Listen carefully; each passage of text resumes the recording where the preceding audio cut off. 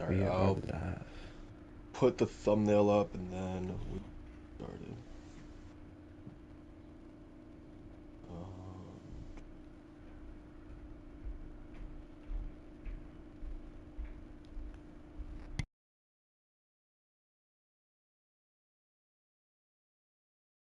oh, Gene, I'm glad that you're playing GT7 because I definitely want to hear your opinions on that. Okay. Yeah, for sure. Um, Macho, are you able to check sound? Yeah, you and Gene sound good. Nice, loud, and Okay. clear. I'm gonna see if I sound good right now. Give me one sec. All right, cool.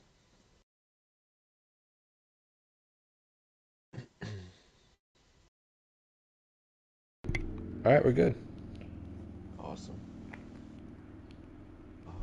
Where the hell did I put this thumbnail?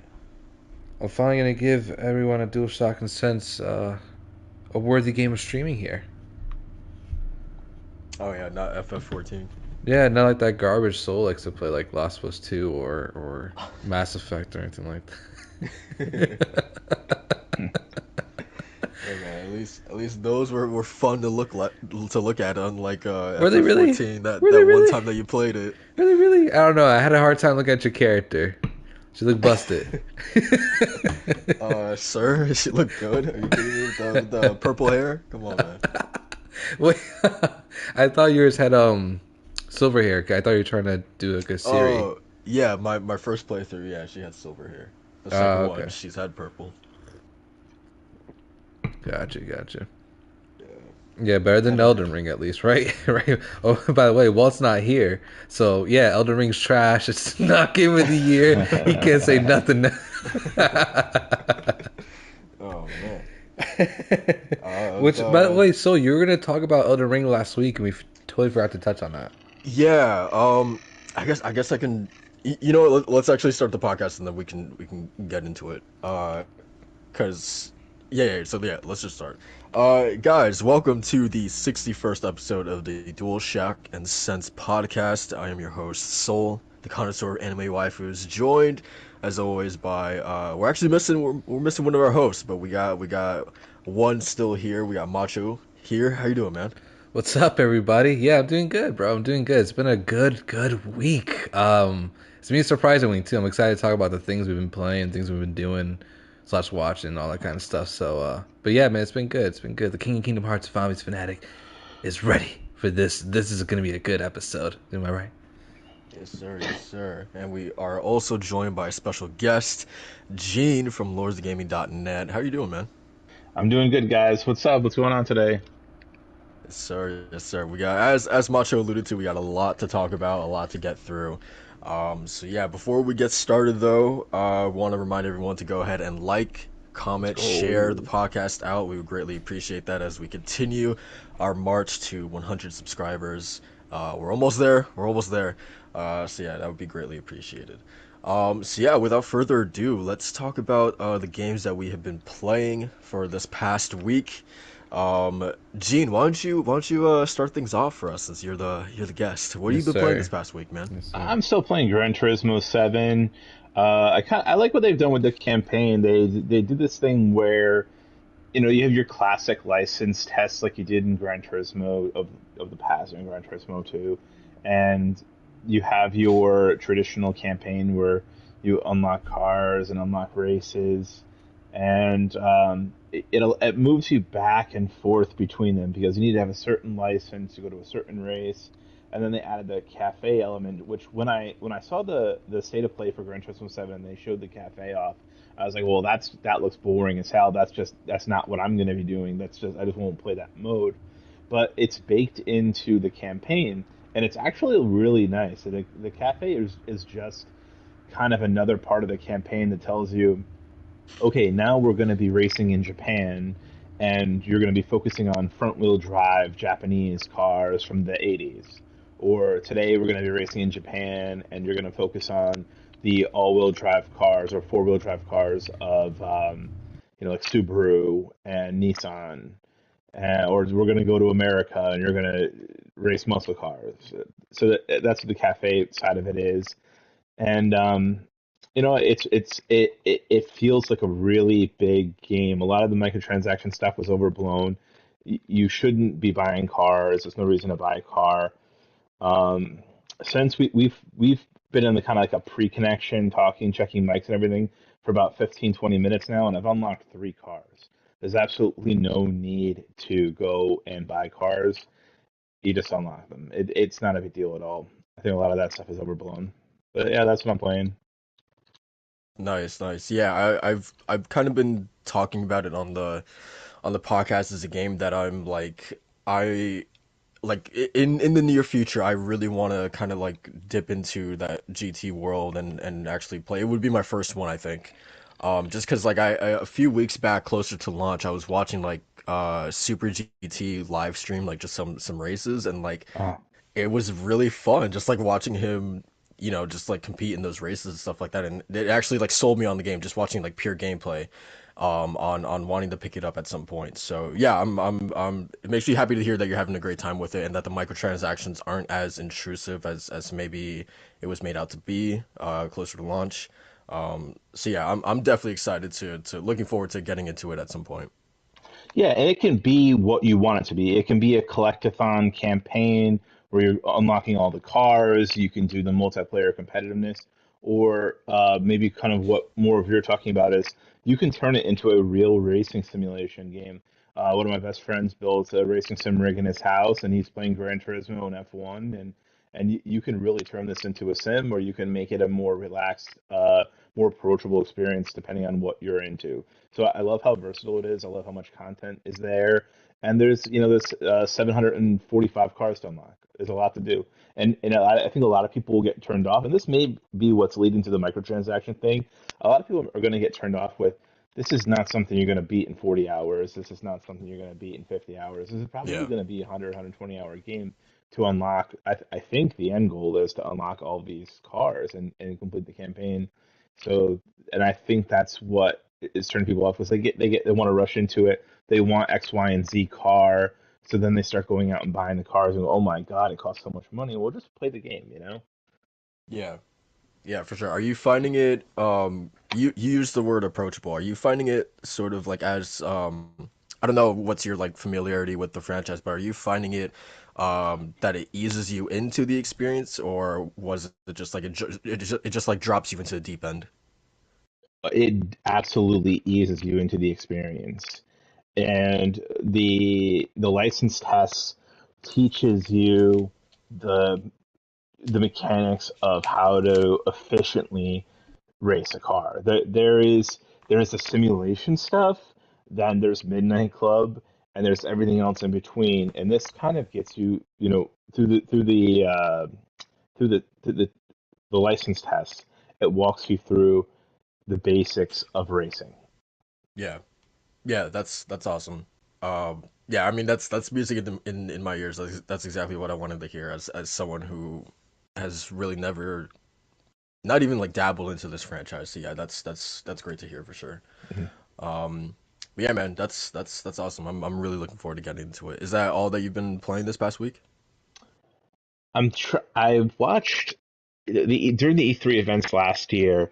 There was the trailer for A Plague Tale: Innocence, Yeah, Plague Tale or Requiem. Requiem. Yeah, Right, and that trailer looked amazing. So I started playing Plague Tale because that was one of the free games on PlayStation Plus, and I'm at the end of that, and like the last hour of that, and I really liked that game. That is, yeah, if you've never played it before, it's very dark, and it kind of reminds me a little bit of the Order 1887 and a little bit of Hellblade. yeah, for sure. Yeah, yeah, I definitely agree. Just in terms of You order like, 1887? Damn, there's a sequel already? Oh, sorry, Order 1886. I know, I I know, didn't know I know. about. Damn, let me know, bro. I wish, I wish. I know, right? but yeah, I definitely agree in terms of like production value with a sort of like, I don't know, like the term like double A being able to have like almost like a triple A production value with such a small team. Like yeah, that's Hellblade. Yeah, it absolutely reminds me of Hellblade. So that's a great Mhm. comparison. Yeah, I just remember, since you're near the end of the game, you probably have seen this scene too, but I remember There's one particular scene where there's like a battlefield, and just like the amount of bodies that you're like walking over, like there's no like you can't even see like the grass underneath the bodies. Like it's literally just like a carpet of bodies. And like I remember just like that one specific scene, like walking with Hugo, torch in your hand, trying to like cross over this battlefield, and it's literally you just like stepping and crunching on bones and dead soldiers like the entire time. And like that scene just like absolutely had my jaw on the ground. Like I don't know, Yeah. just like yeah, that game is absolutely incredible, and like it really excels at showing just like how dirty and grimy like a plague infested Paris would actually be like. So yeah, I really adore that game. It was like a while ago I made like a top 25 games from the PS4 generation, and that game was definitely like in the 20s. Like yeah, I absolutely adore that game. I'm I excited for the really I really sequel. can't get over the whole rats thing. That freaks me out as almost as much as It's snakes. I'm incredible. not gonna lie. That tech is like it's what I imagine the whole like Days Gone horde mechanic would be like, where like you see, if you remember that original E3 2016 demo for Days Gone, and they had all the zombies kind of like jumping off the inside of a train, and it literally looked like water like spilling over. um yeah, it kind of reminds me of that, just like the sheer like volume of rats on screen and how they move in unison and stuff like that. Like yeah, Oh man, it reminds me of that, dude. I'm Like a good. like a goddamn swarm. Yeah, it's I'm really good. cool technology. I'm good, man. That'll just freak me out. I don't know if especially like on the big screen TV here. Nah, I can't, dog. I can't. That's too Yeah. much. Like I was squirming when I was playing Elden Ring with Walt, and this was a couple weeks ago. We're fighting one of the bigger boss fights. I'm not gonna spoil it for you, so, but technically it was just it was giant snake, or like multiple snakes, whatever it was. I forgot. It was some lore reason. You know how it goes with Souls games. But Yeah. the way it animated was so lifelike. It made me squirm. I was like, Walt, I don't like this, dude. I don't like this. Like, it's just, oh man, it just thinking about it just makes me want to just crawl in bed. I don't like it. Yeah. Yeah. Um yeah, and then like I don't know, it makes me happy that the game is getting like a sequel in general, because like I don't know why, it was just one of those things that like I would have expected it to just be like an experimental one-off thing, like an offshoot or whatever, and we would never hear from that franchise again. It almost reminds me of like Greedfall, right? Like I totally wasn't Oh expecting yeah. Greedfall to get a sequel, but like here we are, and that's awesome because it's kind of that weird space between like indies, or like traditional indies, and then the big AAA, and I think it's important that we still have these games that straddle the line between both. Yeah. So yeah, I really, it makes me really happy that there is a sequel coming for sure. Um, Yeah, same so here. yeah, man, I never played Greedfall, but it looked really fun. I just never got into it, so I we'll see. you know me, like I'm always in that itch for like RPGs to play, and I've been looking at Greedfall literally since 2019 when it came out. But like, I watched Jim Sterling's video on it, and it turned me off that game because of like the combat. The combat looks piss boring. So like, I'm Oh, really hoping that this sequel improves that at the very least, because everything else around it looks like exactly like what I want from an RPG. So I really hope the combat is far more improved in the sequel. So yeah, I'm crossing my fingers for that. But yeah, is that it for you, Gene? Yep. Cool. So I'll jump in here next because it's really not too different from last week. Macho, I've been getting a lot deeper into Horizon. there you Uh, go. There you go. Finally, Katalo is fucking awesome. right? Yeah, he's cool. He's cool. I did his quest. And then I did the cool route, I think it's called. Mm-hmm. Um, yeah, that big like arena, and everyone jumps in, and Yeah, yeah, Regala is in there for like a second, and then she then she bounces. yeah. Um, so yeah, I did that. Met Beta as well, got her out, and had a Oh, there you conversation. go. So back to like what I've been saying, as I've been playing Forbidden West, about like I don't care about Varl or Zoe or Aaron, and like how you know that's true is because like I'll choose like maybe one dialogue option for them, and then I get the hell out of those conversations. But with beta, right, and this is like how you know it's like the most interesting part of the game for me is because with beta I literally exhausted every single one of her dialogue options. I wanted to know exactly like who the Zeniths are, why they created her, where they are, what's their plan, how did she escape the Zeniths, etc., etc., etc. Same thing like I did with Gaia. Like I exhausted all her dialogue options because to me that is the most interesting stuff of the game. And yeah, like I'm absolutely hooked with the beta stuff and the Zeniths, and you know that sort of aspect of the story. I'm a little bit nervous, Macho, because Hmm. I'm on Reset Era a lot more than I am on Twitter, and the general consensus that I get on there is that like yeah, people like Forbidden West, but like the story eventually takes a turn that just like I don't know. The consensus is that the story wise, it's not as strong as the first game. So like I'm a little bit nervous as to like when that point that drop off is gonna happen to me. When is it just gonna like not be as interesting as it is right now? I don't know, but that's kind of like what I'm getting at from the people in Reset Era. Oh man, I Um, completely disagree. yeah, For sure. It's like it's like, do you want to be in a comfortable spot or do you want to have a story take risk? And this story takes risk for sure, yeah, especially yeah, for like where characters' motivations are going and what's really happening and where it all kind of leads to. It's very interesting stuff, and it obviously leaves rooms for a third game. But the point of it is that it feels like it's going to be building towards something, which is really important. I feel like, especially for a game like this that has such rich history and lore and everything like that. I think as someone that's like as a lore junkie as you are with this game, you'll really like it. But for some people that probably just wasn't really about it, it was kind of really wanted more of, I guess, Aloy and her random adventures across the new kind of world. Then yeah, they'll probably be upset. But no, this story is taking a completely different direction. I don't think you're even going to be seeing. So yeah, yeah. That's good to hear. Yeah, I mean, obviously, as it stands right now, I'm still very much into everything that's happening. So, good, yeah, good. I'm excited. So yeah, that's Forbidden West. Very much enjoying it. Played a lot more of Divinity Original Sin 2.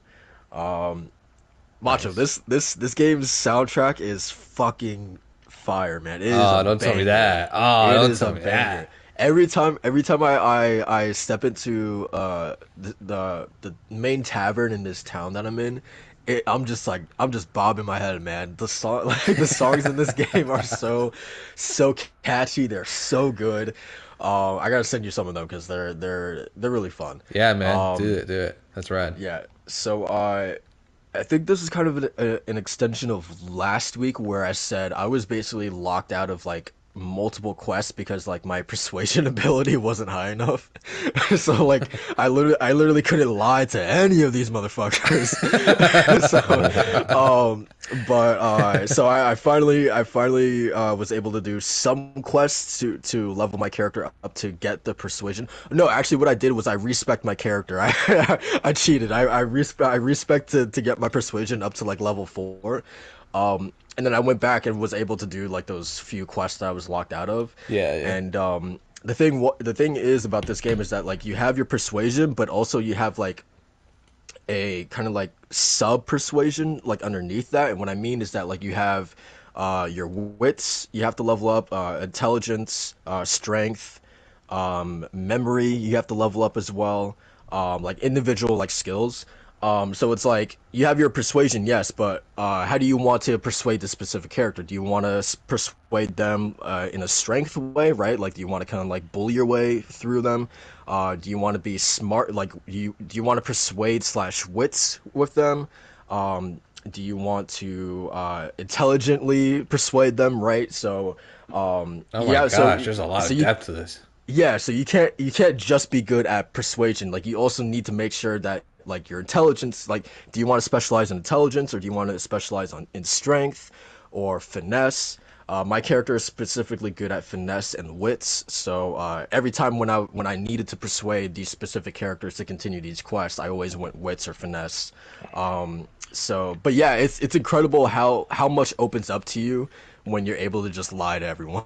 so so yeah, so there was like Oh there was man, so you like tell me it's a lot like real life then? Damn, that's crazy. Yo.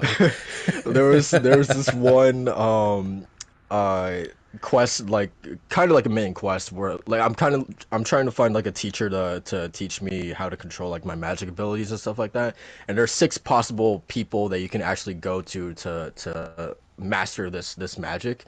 And the start of this specific teacher that I was looking for, you go to like this elven camp, and there's like two guards there. They won't let you in because there's currently like this ritual that's happening, and like in the past, like I couldn't tell them to let me in because like my persuasion wasn't high enough. But now I was like, hey, like, hey, we're all elves here, right?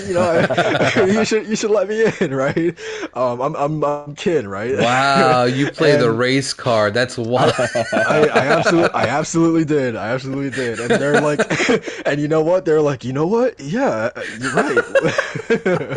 So they just let me walk right in. That's wild. I didn't know what the hell was happening. I didn't know how to be respectful of their rituals, but they let me in regardless. That's So crazy that yeah. the game lets you pull the race card for elves. That's Oh, hilarious. absolutely. You could pull a lot of stuff in this game. Yeah, so it's incredible how much really opens up to you in this game if your persuasion is just a high enough level. Um, I'll keep that in mind when I play it. yeah, for sure. And then there was also like this one little side quest where this captain is being haunted by the ghosts of her dead crewmates. And it's literally like you use this spell to she can't see the ghosts, but you can when you use like this one specific ability. And once you actually see the ghost that's like tormenting her, it's literally this guy who's like ringing this bell in her fucking ear like over and over and over again, basically like warning her to like turn the ship because she's about to like hit these rocks. um and yeah, like you talk to him, and again, that's another persuasion check where you have to be like, hey man, like your duty is over. Like you've long since passed. You don't need to be here anymore. Like you've done your duty. You can rest peacefully now. And like it takes a little bit to get through to him, but it's actually kind of sad. Like he just kind of like eventually just kind of like gives up, and he's like, okay, like I've done my duty. And then he just kind of like fades away. Like I don't know, like, just like the variety in the quest. Like I talked about the one with the chicken like a few weeks back, right? But Yeah. like just like the variety in quests and how wacky and zany and sad and interesting that they can all be is one of the reasons why I absolutely adore this game. That's But super yeah, man, cool, man. That's awesome. yeah, it's awesome, man. But yeah, that's pretty much it for me. Divinity and Horizon Forbidden West. What about you, Macho? Yeah, hearing you talk about Divinity makes me really want to go to it on the Switch because I actually have it there, and it's like the Switch for me is kind of like the perfect RPG machine, Yeah, alongside like the Steam Deck that I hope to get one of these days. But no, yeah, I'm hoping to maybe jump into that one of these days. Now you talk about it, 'cause it sounds really cool. yeah, it's great. But for this week, I've been really light on games, man. It was just one of those weeks where like you have stuff to play, but you don't really feel like playing anything. Yeah, So I kind of was just in that lull period where I started a little bit Batman Arkham Origins after I finished Arkham Asylum. And I'm very surprised at this game, man. I think it's a gem. I love it. Um, it's so weird how it seemed like it's like the black sheep of the Arkham series, but it's actually really good. The story setup is awesome. Batman looks cool and he sounds cool. It's not the regular voice actor that you usually see from the animated series, but it's still really good so far in like the first couple hours that I played, and it gave me a little bit more hope for Gotham Knights. I'm not gonna lie, that WB Montreal can actually pull off an efficient Batman game, and or at least a Bat Family game in a sense, and just make it fun. And because that's the first thing, first and foremost, the game is a lot of fun, man. You can tell they build off the bones of Arkham City and just add like their own layers to it. Excuse me, their own layers to it, with Batman being a little younger and everything. So I'm digging it. I think it's really cool. Uh, And I'd say this are only like maybe 2 boss fights into this game. It's already housing some of the best boss fights like in the entire series. Oh wow. Just like off of just the epic scale alone, how like cinematic it is, how fun it is too. Like it definitely has one of the best hand to hand boss fights in a Batman Arkham game for sure. It's one of the things that I was like, man, I wish they did that in Arkham Knight. Like, what the hell, dude? Like, that's super cool. But yeah, so really good stuff there. And after that, I think after the kind of like that Monday where I just played, I was like, I don't feel like really playing anything anymore. I actually dipped into some more anime. So I've been catching up on Food Wars, and let me just say, I love that show so much. Anything that's like a slice of life comedy slash fan service anime, I'm all about. I think it's just really cool and funny to kind of have like those kind of anime that just completely bridge the or just really break the bridge on reality and kind of just be like, no, we're gonna do our own thing and be as crazy as possible. And Food Wars is that. It's also just an anime of like for food lovers like myself. So you actually get to learn a couple of really cool things about just food in general in that anime. So really good stuff, and really enjoying kind of like the Iron Chef sort of take on like on that entire series too. Because there's one show that I miss, fellas, from way back when. It's Iron Chef. I absolutely missed that series. Seeing Bobby Flay go head to head with some other chef, like, or the case may be, man. Like, dude, like I miss that stuff so much, and Food War just absolutely brings me back to that era, but just makes it obviously way more ridiculous and way more fan service too. Like, I had my fiance Sammy sit next to me a couple of times while she's like watching her stream or doing some crochet or something, and she's just like catching little bits of the anime, and she's just like, what is going on when these characters are eating these really delicious gourmet meals and then the clothes are just getting ripped off. Like, it's the most ridiculous thing ever, but I love it. It's wild that you bring that up because I did a I did a presentation last month, and the context was that we were pitching why my group was pitching why you should watch anime, and our target audience was supposed to be people like age 60 to like 65 or something like that. And I I've never watched Food Wars, but I just brought up Food Wars as like, hey, if you like food, you have Food Wars that you can watch. And literally, there was like a few people in the class that were like, Food Wars? Why we should bring that up?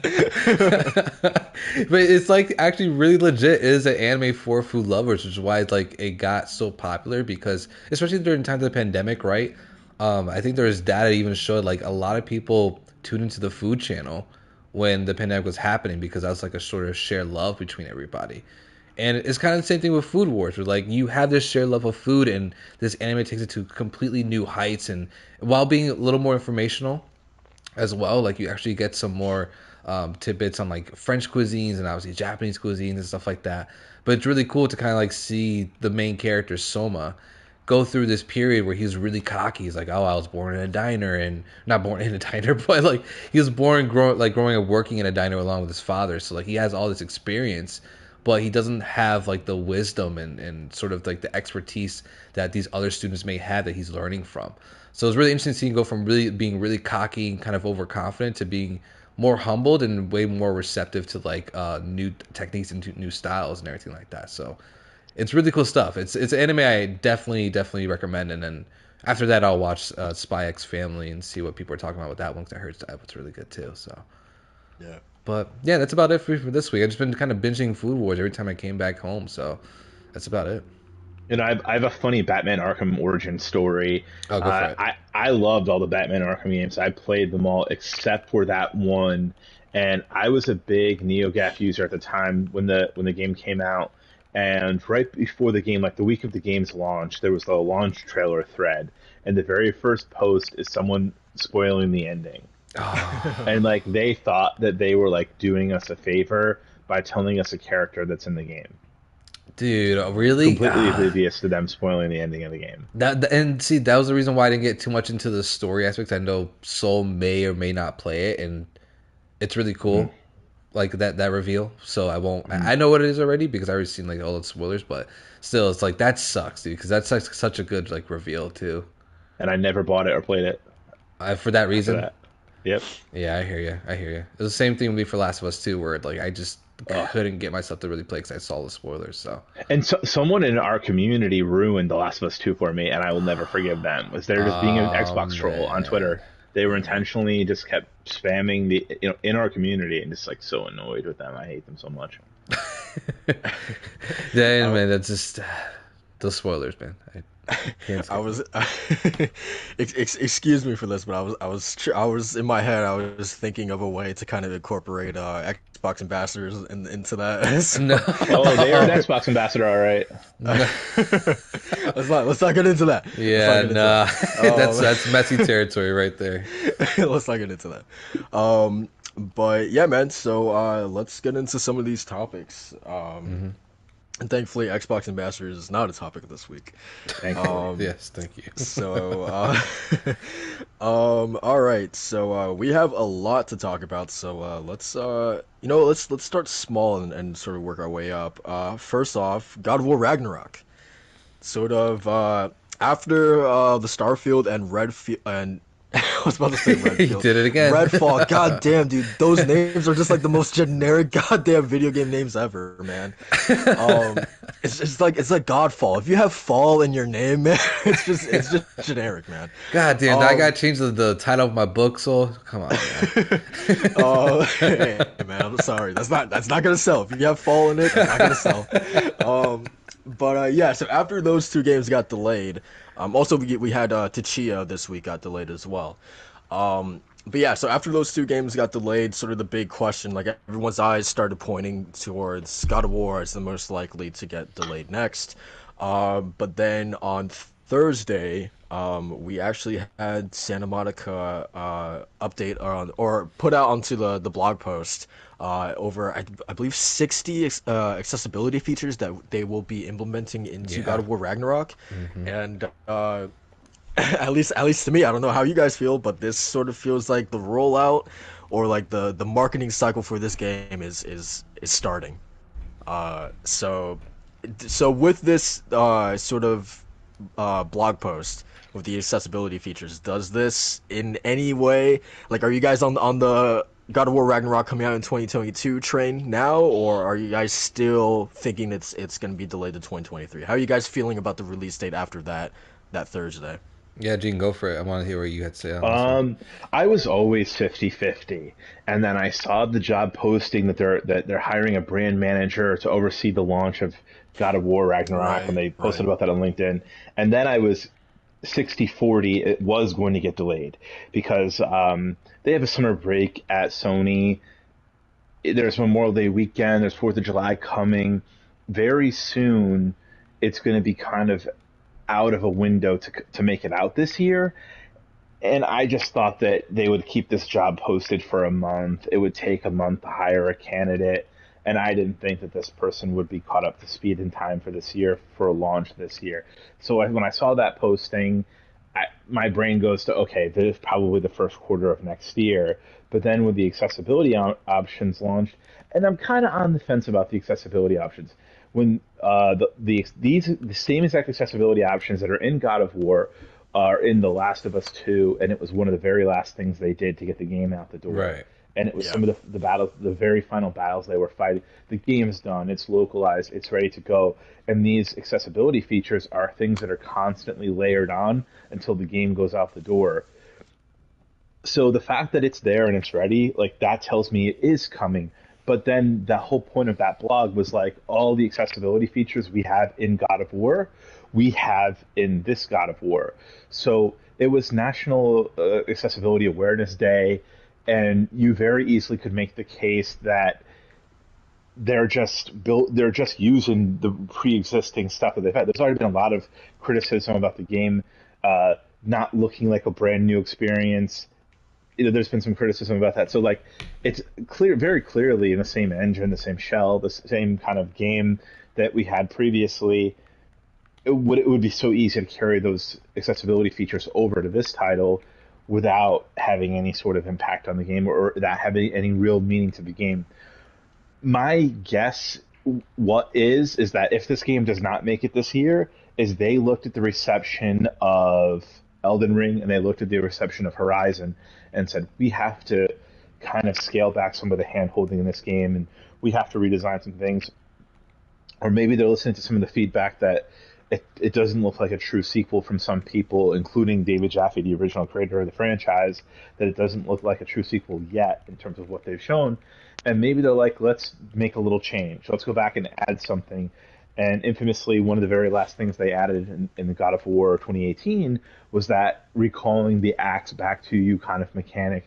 So maybe they're adding something in that is going to have to go through QA and have to go through maybe some redesigns. And this game will be 10 months away. So I'm totally up in the air. I'm totally 50-50. The accessibility has me leaning 55-45 that this game is going to launch this year. Yeah. I agree. I don't really know if like it felt big because I mean we haven't heard from Ragnarok since Right. September, so it did feel like, man, like this is the first time that we've heard anything about this game in several months. So purely speaking on that, it does feel like a significant like step has been taken towards the release date being announced. But at the same time, I'm not really sure if like it was the accessibility awareness day as you said. So like that being a thing within itself kind of makes me think like I don't really know if it means like would they have announced this if it wasn't for that holiday, I guess is what I'm trying to say. Yeah, the global accessibility holiday. Yeah. Right. So yeah, I really don't know. I'm still like maybe like 60-40, I guess. But yeah, Macho, take it away because my dog is fucking barking. Yeah. I will say, I will add this: if you put no thought into it at all, you would think obviously this game is coming out this year. If you overthink about it, if you overthink it, think about it too much, like I just did, you could kind of draw a conclusion that none of this stuff means anything. I would say, well, first, Mohammed actually commented, I think Twitter have a meltdown if God were released on the same old release date of Starfield. Yeah, I mean that's kind of just been that's kind of been like the shade I've been seeing on Twitter for sure. Where like if That would be funny. yeah, Sony Santa They will Monica. never do that, but that would be funny. Yeah, exactly. In my head, I'm like that would never happen. Even if it did happen, yeah, it would actually be pretty Well, hilarious. think about it. Minus Death Stranding, which is technically a second-party game, Sony has traditionally avoided the holiday release, and that has caused some of their games to go into the first quarter of the next year. We've seen it a bunch of times. But now And that they it's don't care worked for about the them. relationship with Activision and Call of Duty, and now that Starfield's not releasing there's nothing stopping them from putting this game out in November. If this was, if Microsoft didn't buy Activision, I would say they're staying away from November. They're not going to release this game in November because they're so tight with Activision and Call of Duty and that marketing deal, and they might even put Modern Warfare 2 in PS5 boxes this holiday. Still, they might do that, but now they don't care about the relationship long term because they know it's over. Yeah, and then we also have, Last of Us Remake potentially throwing a wrench into this whole thing as well. Yeah, so again, I don't know if this actually meant anything substantial. Um, we do know that Herman was in the area recently, right? Like he was just at Naughty Dog, so I don't know, maybe he visited Santa Monica as well and had a meeting with them to check on the game or something. Yeah, I would think so. I'm just gonna push back on Gene's point because I think at least this accessibility here is the accessibility options, the whole blog, and yeah, if you really want to think about it, really want to dig deep into it, I think one of the things that kind of really strengthens his point is them wanting to hire a brand manager for God of War Ragnarok. I think is telling of like, okay, they're gonna need a couple months to really digest everything and then get a whole plan going, and then we get a rollout. There's some people that want to have the bold prediction of Ragnarok coming out in August. I don't think that's happening at all. It's a lofty dream, and I respect it because the excitement is there. But at the same time, it's like absolutely not. I really don't. If they do that, that'll be really crazy and super cool. But I don't think it's gonna happen. Well, you kind of reverse how things go. They want 30 days to print the game, go gold, have certification, have Right. trailers, right? So start at December 1st. Then you work your way back 30 days. Now you're at November 1st. and then you Hmm. can keep working back until it's like I got to the point, did the math, and I was like, if they don't tell us the release date of God of War by the last Tuesday in June, that game's not coming out this year. It cannot. It won't. It's not. It's delayed. So we're gonna know in the next week or two what's going on. We might know on Monday. Yeah, Yeah, yeah, for yeah, sure. I mean, I'm definitely hoping that this game comes out this year, especially with accessibility options. It feels like they're saying, I get they're talking about that on Global Accessibility Day, and that's very important. But I also do believe that it's like the first step in the marketing push towards God of War Ragnarok, where here's all the stuff that you can do in this game, and we have more to even talk about when it comes to, I think, even like camera controls or some, not camera controls. There's a couple more accessibility options they say they're going like to add. remapping stuff like Yeah, that. exactly. Yep, remapping all that stuff. So, and I feel like you wouldn't really want to talk about that stuff until you're closer to the game. And to again to what Gene was saying before too, where it's like accessibility options really kind of like the last thing. Like it's one of the things you plan for in development, but definitely one of the last things that you're going for it because the whole thing going on that is that you want to polish the game. And we saw the same thing for like Ratchet and Clank and a couple. I think even Miles Morales too that had the accessibility options too, right? But that was kind of more rolled out, if I'm Yeah, not I think so. mistaken. Right. So in any case, I see it as like, sort of like a last thing. It's kind of like photo mode for PlayStation games. Like the obviously photo mode is going to be one of the last things that they work on, which is one of the reasons why God of War 2018 had a late photo mode and all that kind of stuff. But now we see the games being shipped with it. So And But they I literally say in the yeah, blog, we're taking the accessibility options we have from God of War 2018 and putting them in God of War Ragnarok. yeah, They say it in the blog. but there's definitely a lot more that they've added this time around than in in the last game.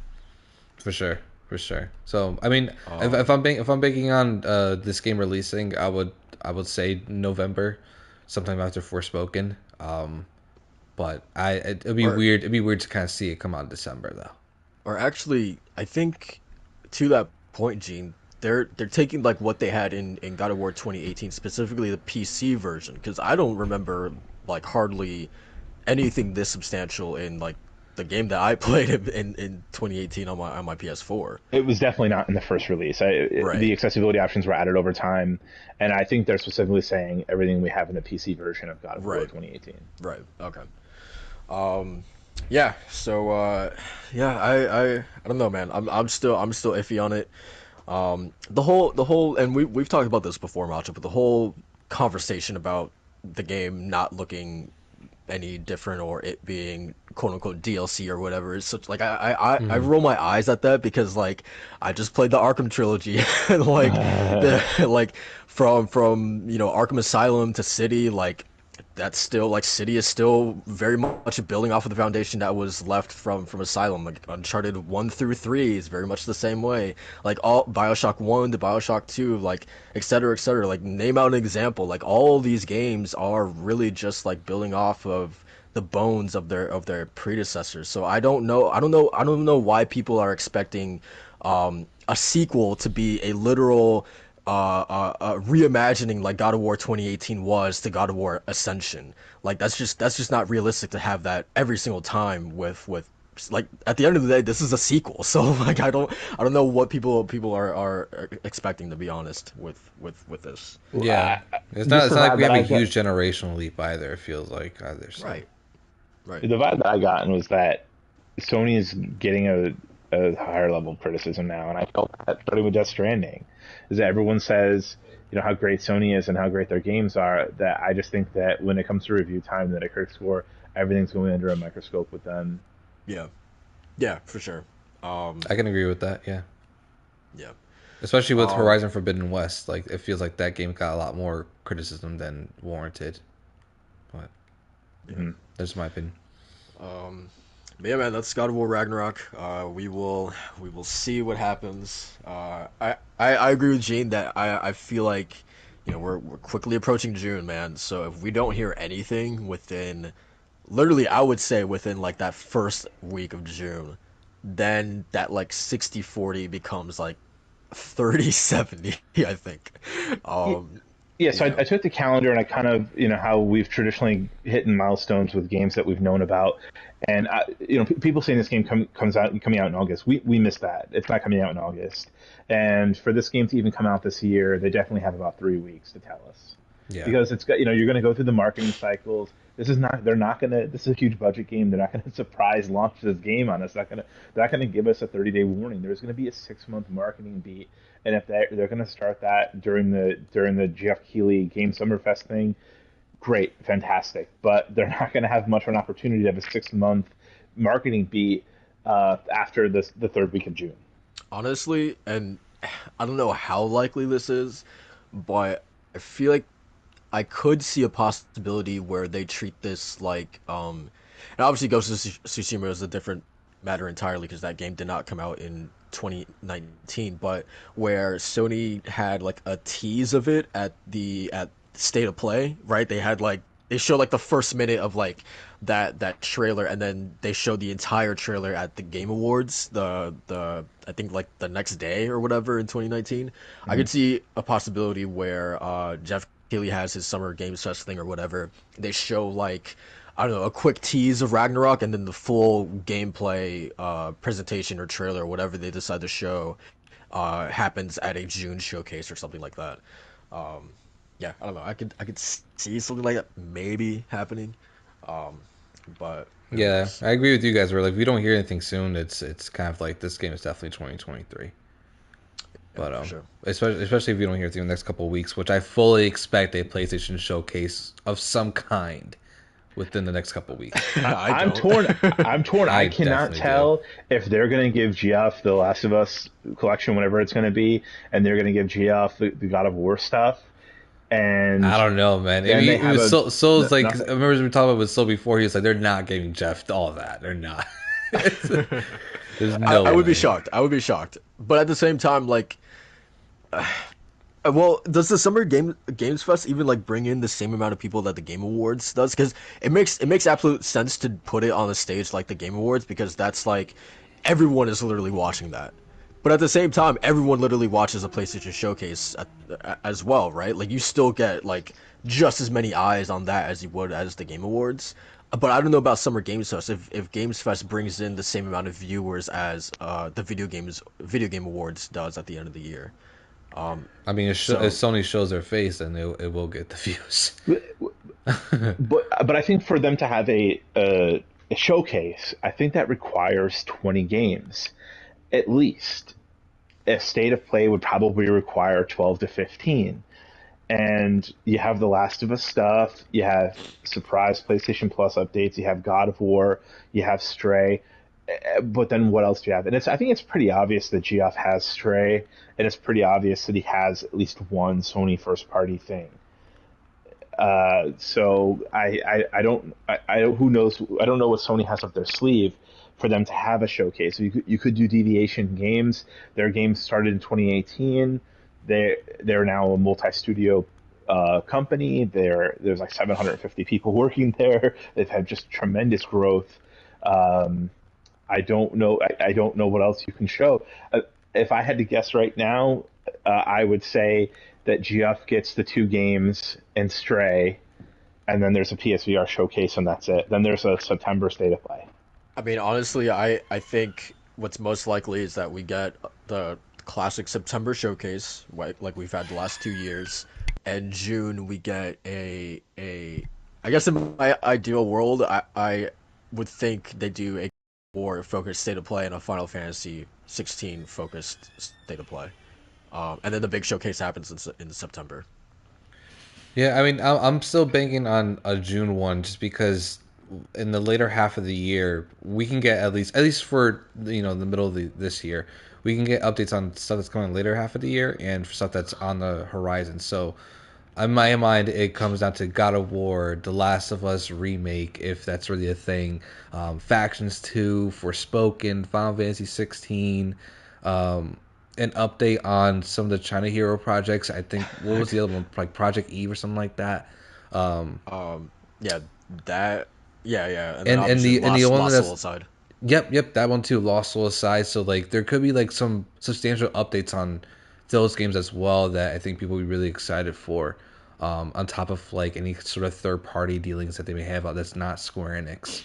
The thing is So why I don't think we would have one in June, and I hope I'm wrong, but why I don't think we would have a showcase in June is just because like I feel like first party wise, like everything is still like early. Like Ben Studios project is still early.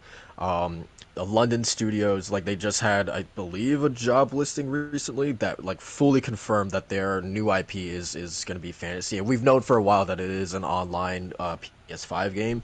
But that seems like it's still really, really early. Team Asobi is hiring for their next big project. That seems kind of early. Sucker Punch just got off of Ghost of Tsushima. Guerrilla just finished Forbidden West, but obviously they have multiple projects in the works. Haven is still years away from showing anything, I'd imagine. Housemarque just finished Returnal, right? So like I feel like a lot of these teams are like they either just put something out or they are just starting production on the next project. So like I don't know, man. I still feel like June is a little too soon for us to see anything major from their first party teams, but I could be wrong. Who knows? Um, yeah, we also have to yeah. consider too that the Final Fantasy VII at 25th anniversary stream is tomorrow too, or not tomorrow, next month, and there could be information related to that. So maybe there's something at PlayStation that they have up their sleeve, maybe like a teaser, Final 7 Remake Part 2 or something like that. I don't know, but either way, I think next month, without a doubt, we're gonna get some answers on God of War Ragnarok for sure. It seems like a given. Yeah, let's hope. But actually, this does kind of tie into like we're talking about first party, games and also like partnerships and stuff like that. That also kind of ties into Kojima Productions, where we recently just had Norman Reedus, I guess, confirm that Death Stranding 2 has just started apparently. Yeah. I remember on Lognet that I think one of my last articles I put out was literally Reedus talking in an interview saying that negotiations were underway on another Death Stranding, and I think this was like when did I leave Lognet? Like I think like first half of 2021 when I put out that article. So like I feel like we've known that Death Stranding 2 has been a thing for a while, but like this feels like confirmation for sure that it is happening. Um, so Gene, I know you've been kind of like you put like your investigator hat on and been like trying to figure out like where exactly Kojima has moved into and stuff like that. You've noticed like you've seen like the PS5 dev kits that he's been using recently. He has like a PS5 underneath like his desk. Obviously, he's been doing a lot of mocap with I believe the Santa Monica team. And he's using the Sony motto kind of thing and all this stuff. So like, what's your read on this whole thing with Norman Reedus confirming that Death Stranding 2 is indeed in the works seemingly? Yeah, he's not really used to how video game news works or video Yeah. game kind of press works versus movies because in movies they talk about the projects they're working on sometimes years in advance, sometimes a year or two before they start production. Yeah. And in video games, sometimes they don't start talking about it till a year or two after the production. And selling the rights to the marketing and getting those major surprises are incredibly valuable to these companies and making Death Stranding 2 maybe part of an empty summer showcase that maybe Sony's having or something like that, or a surprise at the Game Awards is something that they probably just lost, and I don't think they're too happy about it. But and also Norman Reedus, he seems kind of confused. He said we had started Silent Hill, and then we finished that, and now we're doing Death Stranding. So That man seems like he's always high or something. yeah, he's definitely working with Kojima. It sounds like Silent Hill. Kojima kind of made a funny, cheeky tweet about it today. I thought for sure, and we had talked about this before when I was on the podcast when Sony had closed SIE Japan or consolidated SIG Japan. I was devastated because we were all under the impression that Kojima was a part of that because his office is right there, and he did move, and I'm like, oh god, here we go. They're not paying his rent anymore. You can walk into Sony's office in Japan and say, hey, can I have a tour? They will give you a tour, and they will walk you over to Kojima's building next door and show you the gift shop in the lobby. They do it. I was there, I'm telling you. And I Do, went in. do they have? Huh? don't they have like the giant like looted statue like in the lobby or Yeah, something like that? Yeah. yeah. When I was there in his office, I went up to his office, and there's a key card to get in, and I got scared and I left. But no one stopped me. I just went up to his office to see if I could get in. Um, yeah, no. So he's moved, and he's just moved down the street. So you have to wonder if Sony's not paying his rent anymore. But it's very clear that they are because he's working on a Sony game. He's got all these PlayStations around, and I think someone's mistaken on these Xbox rumors because maybe he's got like a Sega deal where Death Stranding 2, the cloud environment is going to be provided by Azure, just like they have with Sega and Phantasy Star or these upcoming Sega, quadruple A monster games, super games, whatever they're making. That's just my guess. He's working on two projects, but he's tied. He's tied to Death Stranding 2. He's tied to this Silent Hill thing that may or may not be true. And apparently he's working on a game for Xbox. So not all of these things can be true. He says he's only working on two games. And I don't see how he's working on something alongside Death Stranding 2, because I would imagine that would be his main focus for probably 4 years, right? Yeah. Yeah. Well, because he made the original game in what, 3.5 years. Like I remember Mark Cerny said that he had never seen a game made as quickly as Kojima with Death Stranding. So like maybe I don't know. Maybe it hasn't been 4 years, but he's yeah. I don't know. It'll be four Yeah. years in next November. So, could he launch could would the marketing beat start this summer for Death Stranding 2, and then they go for 2 years, or it gets delayed out of the holiday next year, and it goes 2 years into 2024, early 2024 for Death Stranding 2. Yeah.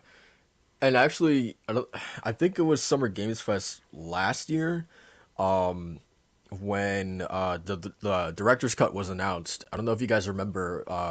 Keeley had Kojima on there to announce that, and he said, "Oh wait, no, I don't think it was that. I think it was the Game Awards that Kojima was there as well, like a on-screen interview or through Zoom or whatever, and he said that he didn't have anything to show, for this year at the Game Awards, but he's hoping for next year that he does or something like that.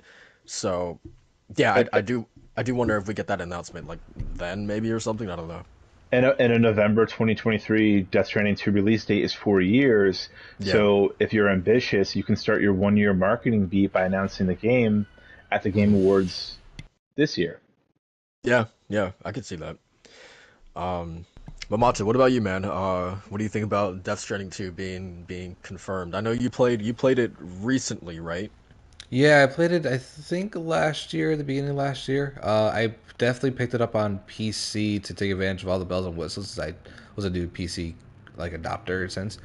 And it was one of those games that really struck out to me. Like I really liked that game, and but I definitely agree with your sentiments. So before, where it's like it's a game that you could just play once and then that's that, but you remember that experience. You don't really need to play it again, sort of thing. Yeah, Yeah, not like a ton of replayability for me personally, but I really liked it, and the fact that there's a sequel in the works, or supposedly in the works, I think it's really cool too. That game built up a huge like cult following, especially on PC. So it wouldn't it wouldn't be missed on me if they decided to make that one of their games where they do PS5 and PC as like as a you know as like a day and day kind of thing for PS5 and PC. Um, but I'm excited for it. I think that's really cool. And shouts to Norman Reedus for getting the exclusive scoops uh, on our games here. He's doing better than any sort of PlayStation Insider. So shout out to you, man. honestly, yeah. He's more reliable. Yeah, he's more reliable than a lot of these people, But to be yeah, so honest. I'm excited for either way. I think it's gonna be really cool, and I wonder if they're gonna take like any liberties especially when it came to the director's cut content of having more variety of content in the game. We'll see how it kind of layers out. And knowing Kojima, he's gonna make everything super intricate and meaningful, and everything has its own purpose and such. So either way, I think it's gonna be something that's really exciting for PlayStation users now that they sort of had time away from Death Stranding and they know what it is to really appreciate what it does. So it'll be cool to Yeah, see what the sequel has in store.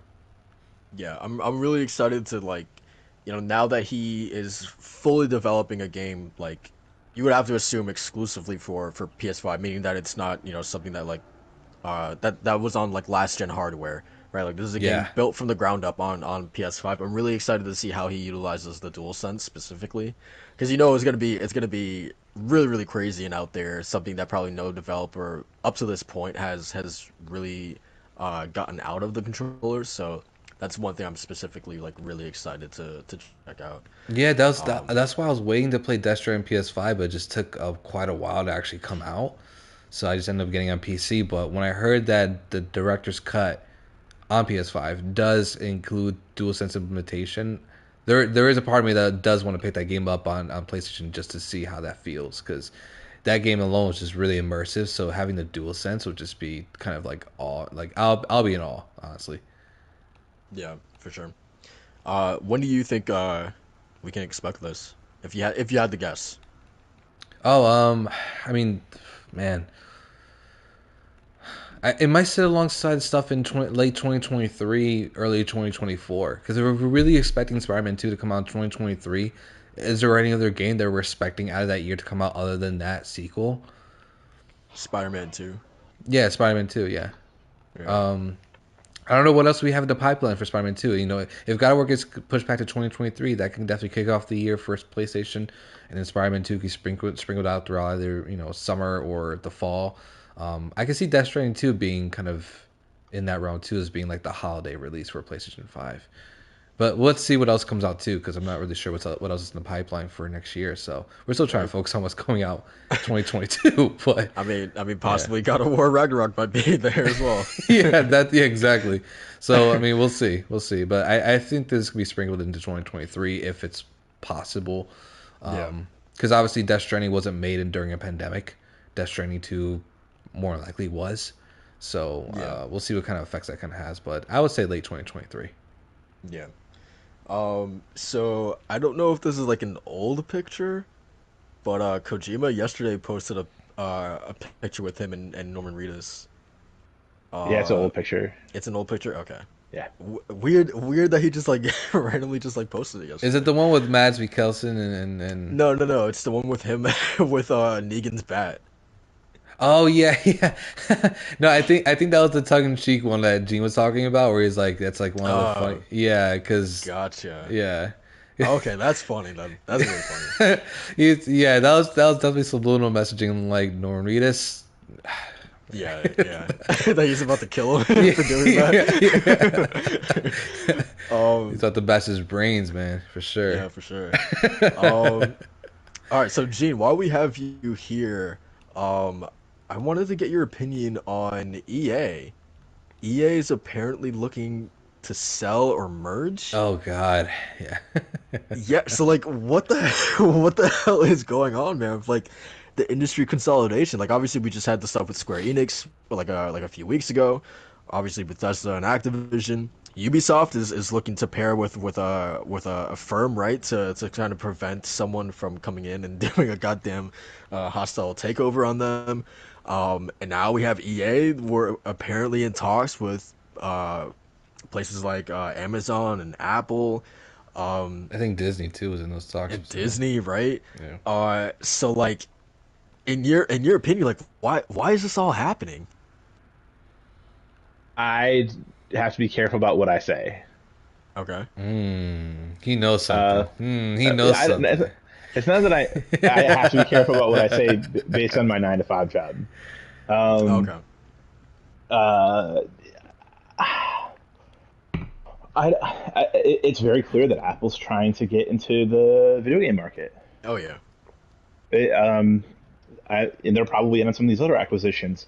And what's weird is for a company that large, the fact that they can't come to agreement to close some of these deals, and if they're going to get into the video game world, and well, it seems like they're trying, boy, they're failing. They're not doing a good job. They need to be acquiring these companies. They're further behind than Google is with Stadia. You think about it, right? Yeah. It's not a joke. I mean, Google had like 4 internal teams. They were acquiring all these studios. They were hiring up all this talent. We don't really know what Apple's doing behind the scenes, but it's pretty obvious that they've been a part of some of these acquisitions and haven't been able to close the deal. So they're not building that first party work hard that you need to be relevant. And we know that it takes 5 years, especially if it's your first time making a game and building a studio. It's going to take 5 years before these teams have anything of meaning. So I don't know what Apple's plans are. I guess we'll find out at their event this summer if there's anything close. But they're not in great shape to be a part of this video game conversation, and they need to either take it seriously or not be a part of it, because they can't acquire EA and then not do anything with it, or have them make mobile games. Yeah. And that's about as far, based on my 9 to 5, that's about as far as I can go into that. Yeah, I think for me, like, I think the success of like gaming through the pandemic itself has pushed like valuations like absolutely like through the roof. And now I think you have all these companies like looking at themselves and thinking to themselves that it's time to sell. That now that their value is never going to be as high as it is right now, than like any other point in their life. So I think that's probably what it is right now. Just like gaming right now is super profitable, and you have all these companies on the outside looking in, seeing the money that Sony is raking in every year. The money that Tencent is raking in every year, and they're looking to themselves and they're like, we want a piece of that pie. So yeah, I don't know, it's just wild to me, man. Like even looking back like 10 years ago, thinking like just the thought that the possibility that EA, that Bethesda, that Activision, et cetera, would no longer be, these independent like giants, right? It's just something I never would thought possible. Like to me, like these are just like pillars in the industry that I always thought would always kind of be like, just like standing, and to see them slowly going one by one, being sold and merging with other companies is just like it's a little eerie, to be honest. Like, I don't know, I don't like it, man. It makes me feel uncomfortable. I know it's really weird, especially like, again, coming from. I mean, we're all longtime gamers here, so we kind of seen these companies like just be absolute pillars in the industry. And I was listening to a couple of podcasts from like 7 years ago, and to hear them be like, "Yeah, look at the big guys: Microsoft, Nintendo, Sony, EA, Ubisoft," right? Like those have kind of just been like the ones we know. Now they're all kind of be like, we might be just could fall under a new umbrella from these other big global companies. And I think it's very possible to see something like EA get eaten up by an Apple or an Amazon, or even a Disney that wants to include more, maybe have more game stuff. I mean, Disney's definitely putting on more of a front with game stuff because of their MCU and Star Wars and the whole jazz. So it's interesting. I think it's an interesting and kind of, like you say, eerie sort of future that we're kind of really imagining here, but it's also at the same time it's happening. And the domino effect was absolutely from Microsoft buying Activision Blizzard for that much amount of money. That opened up the gates to be like, oh, if they can do that and they get approved for that, which more than likely they're going to get approved for that purchase, then nothing's really off the table here, it feels like. So hear me out. Apple acquires EA. The 5-year plan is they essentially become a mobile studio. EA basically cease to exist how we know it, like hypothetically, right? That would kill me. I need BioWare making Mass Effect. Well, but the thing is, those people would leave and start like a spiritual team, and maybe someone would acquire those games from Apple, kind of similar to what happened with Square. Then let's say Amazon acquires EA. What happens? Who knows, right? They're in talks. And then what's another one? Comcast. Or sorry, let's go with Disney. Let's say Disney gets them. They're going to turn into a AAA Star Wars studio, and whatever happens with the sports games happens with the sports games, right? Yeah. But I think that is probably the best case scenario, is that Disney gets them, and John Drake is in charge of Disney's video game situation right now, and he was the former head of third-party relations with Sony, and I trust the guy to handle anything. He's done a great job with Disney in bringing some of these old IPs and franchises to life. Yes. Yeah. But then let's say Comcast gets them. G4 is owned by Comcast. How can G4 cover video games? Do you guys think that G4 should still be able to cover video games if their parent company is essentially EA? Yeah, that would definitely be pretty weird. No, yeah, I mean that. Then they'll fall under the same regulations from organizations where they would have to, counter deceptive marketing or anything like that. So that'll be a tricky plane to follow for sure. Yeah, and then like this isn't even like we talk about the acquisitions and mergers and stuff like that, but that's not even mentioning what happened to Nintendo this week with Saudi Arabia with them Yeah. getting a 5% stake in Nintendo, and this is already on top of the stake that they have in Capcom, right? So it's just a really weird time, man. I'm nervous about like how the industry is gonna look in 5 years, and this goes back to the earlier point. Phil Spencer saying that, hey, like we respect Sony and Nintendo, et cetera, but like our true competition, like the ones that we're really kind of like keeping an eye on, is Apple, the Amazons, the Googles, et cetera, because they're the ones that are on the outside looking in, and they're looking and seeing how much money, how profitable the video game industry is, and they are definitely looking to get into it. So Yeah, that's why I respect Phil Spencer on that respect or that playing for sure because he saw the playing field and he's actively acting on it and trying to do his part to not only make Xbox another like reputable brand once again, but also just to kind of is he gatekeeping? Is he maybe a little bit. gatekeeping? So But he's gatekeeping in the right way. In the right way. yeah. We don't want them in here. We don't want them in here. Um, uh, speaking of Xbox, guys, this was a very momentous week. And it's not just because yesterday was the anniversary of Hayes. It's not because of that. It's because The goat. the goat. Um, hey, watch your mouth, man. Go. It can only be said alongside Mag. Okay. Hey, no, So wait. Are you one of these Neanderthals that loves Hayes too? no, I don't. Oh, come on, you got me excited, bro. I actually like Nah, Hayes. nah. Mag is the only third person Sony franchise on the PS3 that I will acknowledge. And Killzone 2. And Killzone 2. Oh man. Um, but yeah. So it was a momentous week for Xbox because guys, they outsold the PS5 in Oh Japan. my god. So like, I There's so wanted many to ways bring to this. digest this one, man. I wanted to bring this up because I just thought it was hilarious, the reactions to this on Twitter where everyone was just like, "Oh my God, I can't believe it! Congratulations, Xbox! I never thought it was possible." Oh man, like celebrating like they won like the World Series or something. Meanwhile, I'm saying stop the count. Stop. Like patting themselves on the back, like, oh man, look at Xbox go.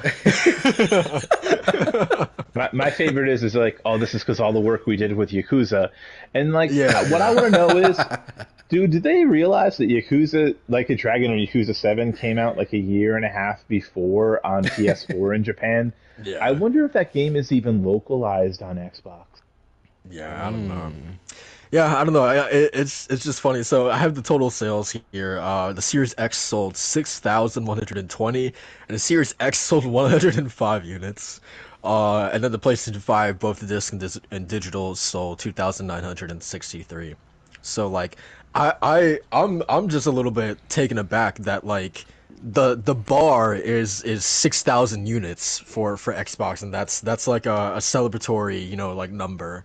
Um, I don't know. It was just funny to me last week. That It's that a non, was not a, yeah, it's not, it's a non-story. The PlayStation stores are not the PlayStation, the video game stores, electronic stores. They're auctioning off consoles when they get in.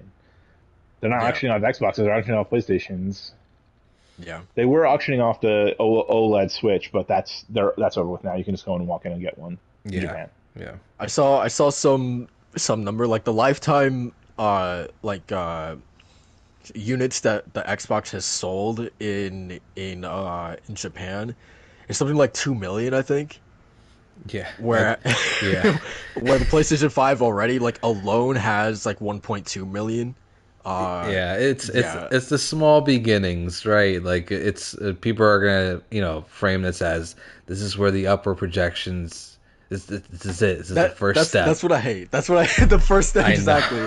That people are taking this as like the first it's happening, guys. The ball is rolling. Yeah. Xbox's domination of Japan it's starting right now. You know. Yeah, they're gonna be like the power Game Pass, this, that, and the third. Like, I get it, and I think because also there's like a little bit of Twitter marketing, maybe, so to speak, right?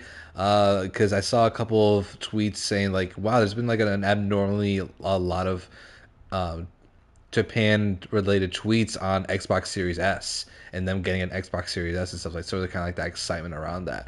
I'm like, oh, okay, that's pretty convenient. And then the week afterwards, like, yeah, it's sold the most for more than PS5. I was like, oh, okay. So is there a correlation? Who knows? I'm just putting on my tinfoil cap here that, you know, the marketing has its ways over there. But yeah, it's really funny that that people kind of just hate this and be like, yeah, this is the beginning of the new revolution for Xbox in Japan. Like, all right, let's relax. The one person I talked to said that they're taking them and they're selling them. A lot of people are. Yeah. Both consoles. Yeah. Oh, really? Not, yeah. When I say both, I don't mean the X and the S. I mean the Xbox. Okay. The Xboxes and the PlayStations. They're selling them. Oh yeah. You can see that. So yeah, definitely wanted to bring that up. And then what was the other thing? I guess we can head to sort of like, I guess what would have been the main news this week, which was on Monday we got some pretty big details about the PlayStation Plus. You know, the games are going to be included into the service. More like the finer details in terms of like purchasable games, trophy support, and things like that. So I don't know if we should we read out like you know, some of like the main titles that are being included into the service, or do you guys just want to go straight ahead and give your thoughts on it overall? I think, well, we kind of have the week to digest all the information, so I think we just jump into like what we think about it. Okay. I know Gene probably has to leave soon, so do you want to start, Gene, with that, or so how do you want to operate? Yeah, Gene. Yeah, if you have any thoughts, go ahead. Yeah. It's going to go one of two ways. I kind of imagined that it was going to be built off of what they already have now in PS Now, and that it would just be 150 or so games would leave PS Now, and we saw that already with the first batch. I was like, okay, everything I thought was going to happen is happening. We saw that first batch of 50 games leave. I think there'll be 2 or 3 more batches of 50 games leave from PS Now, and then when they merge, it'll be just kind of like what's in PS Now with an additional like 100 games, and we got kind of a taste of that. But that's scenario A. Scenario B is that they completely nuke what's in PS Now, and then they slowly roll out what we just saw on the blog in these games, and that's almost kind of what I want, because there's just so much filler and there's so much stuff I've already played. There's a lot of bad games in PS Now, and a lot of the good stuff is on this list here. There's entire notable franchises missing. SOCOM's completely missing, and I don't know if they're saving that for an opportunity to make a sexy announcement. I don't know if they want their state of plays to be like Nintendo Directs going forward, where in the middle of the Nintendo Direct they kind of will announce games that are coming to their subscription service for the NES and the SNES, the N64. So I wonder if Sony's trying to do that to keep the marketing beat going. But there's also comes missing, all of Twisted Metal's missing. There's nothing from Persona. And if you want to look at it from a value standpoint, the most valuable games across any Sony platform are usually the Persona games and the Final Fantasy games. A lot of those games are missing. Yeah, so I'm kind of I'm up in the air. It's really cool that they're doing this. It sucks that it's 3 tiers and it's convoluted and it's expensive. Even they didn't quite get it right. Can I ask you guys, do you know what is this called? Game Catalog On is. Do you guys know what that is? No idea. So Game Catalog On was not mentioned in the blog at all, but it's mentioned in the video. And Game Catalog On is the specific terminology used for the second tier. So the first tier is PlayStation Plus as we know it. The second tier is the PlayStation Plus as we know it with Game Catalog On. And that is select titles. These are non-classics. This is PS4, PS5. Then there's PlayStation Classics, streaming, and game trials that are in the third tier. Right. And so the messaging is confusing, and it's kind of, it's really muddy.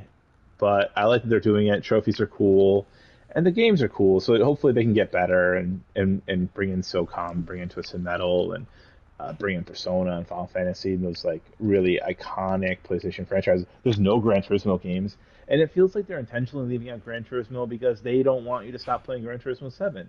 And I think that defeats the purpose of having an extensive catalog. You know, wouldn't it be cool to go back and play Gran Turismo 2 for an hour and just see how cool it was? I was actually last night watching a video on GT4 and I think GT3, and like GT4 especially still holds up, man. GT4 looks good. And if you're worried about your player base leaving Gran Turismo 7 to go play Gran Turismo 2, you have a problem. Yeah. Well, actually, maybe they don't care because like it's still people who are paying for the subscription service at the end of the day. So like they're still getting money, at the end of the day. So like I feel like as long as you're still like within their ecosystem playing their games, like it's probably fine. So yeah, for me, my thoughts on this as someone who's probably not gonna sub in general, is that I'm really impressed that, well, like, first of all, with the whole games thing about like, obviously there's some pretty large omissions, but like I feel like, this is like we're not even at day one yet, right? Like obviously this thing is going to evolve and grow and change over time. So like I'm not really worried about what's not here at this like initial point, because like who's to say those things won't be here in 3 months from now or whatever. So I'm not really worried about that right now. But what I was really impressed about was not so much like the game catalog, but like some of the more like finer details. So like the fact that there are some games that will have improved frame rate, that will have improved image quality.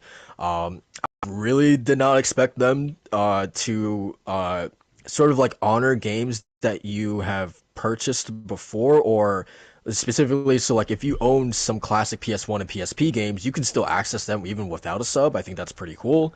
That's awesome, dude. I was so happy to hear that. Right, but there's some trade-off, right? So that is incredible and good on them, and I can't believe they're doing that, and that's awesome. But there's one PSP game. I'm like, oh, how cool is it going to be to go back and play my PSP games? There's one PSP game. There's 0 PS2 games that we know of right now, right? Because yeah, so that's the big asterisk. Yeah, I think the biggest thing why they omitted that stuff is because they're doing the region rollout. This seems like the block that's like this is where every region is going to get like these games right now, which is weird within itself. Like, why not just like announce everything right now? Like I don't know why they're like, okay, let's announce like half of it right now and then the rest of it at a later date. Like I wish they just would have like put everything out right now, because literally everyone's takeaway from this is like, oh, that's the entire list. Like, yeah, I wish they would have just put everything out right now instead of just like this piecemeal thing that they're doing. But yeah. And then also like the thing that I kind of mentioned earlier about some games just being straight up purchasable, without you needing to be subbed necessarily, I think is also really, really cool. Yeah. And the fact that it's coming, like you said, it's coming all those enhancements, like that's exactly what I wanted. And talk about you were excited about trophy support. Yes, 100%. Because that was the one thing I was not expecting. Like, to be honest, I was really expecting the bare minimum when it comes to these these classic games. So I didn't expect the improved frame rates or the improved visuals. And then I think it was Ben themselves, right? That tweeted out that, hey, yes, Siphon Filter is going to get trophy support. It's going to have a platinum. You know how jazzed the community was just to hear that, man? Like, yeah, all you weirdos. Hey man, you can't touch my 90 plus platinum. So just saying. Yeah, I got three. Get those rookie numbers up, buddy. You're on the PlayStation podcast, sir. Hey man. But the case in point, yeah, like that's super cool. Like, again, it's another reason to even purchase a game, because a lot of people that are trophies hunters and stuff like that. And I've heard Siphon Filter. Obviously, I never played it.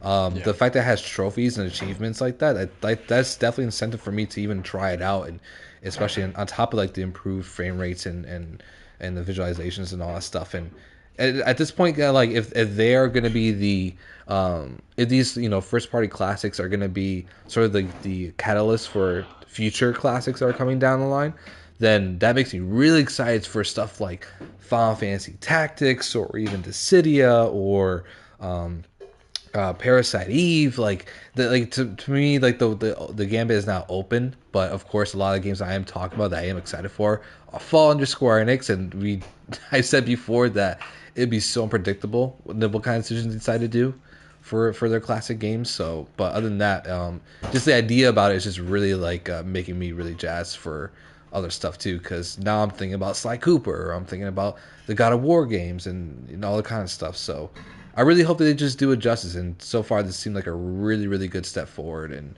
it made me more excited than I ever been for like this revamp. Really.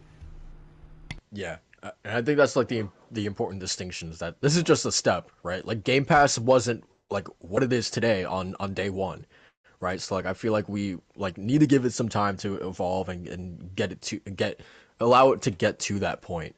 Um, so yeah, like it might go through some growing pains. It may be rough initially, but eventually it'll be sort of the service that I think we all kind of want it to be. Yeah, yeah, Um, it's a damn good start, man. They have a lot of great games in there, a lot of great first party stuff, third party stuff coming to it as well. Like I think one of the drops was what, like Ubisoft Plus Classics is yeah, also going to be included in the highest tier, which yeah. is, I mean, if you love Ubisoft, great. I know Well, we we're don't not on this podcast. all I kept honestly when I saw Ubisoft Plus, all I kept thinking about was the old Assassin's Creed games that will be available. Um, Yeah, and a potential for the Avatar game coming to the service as well.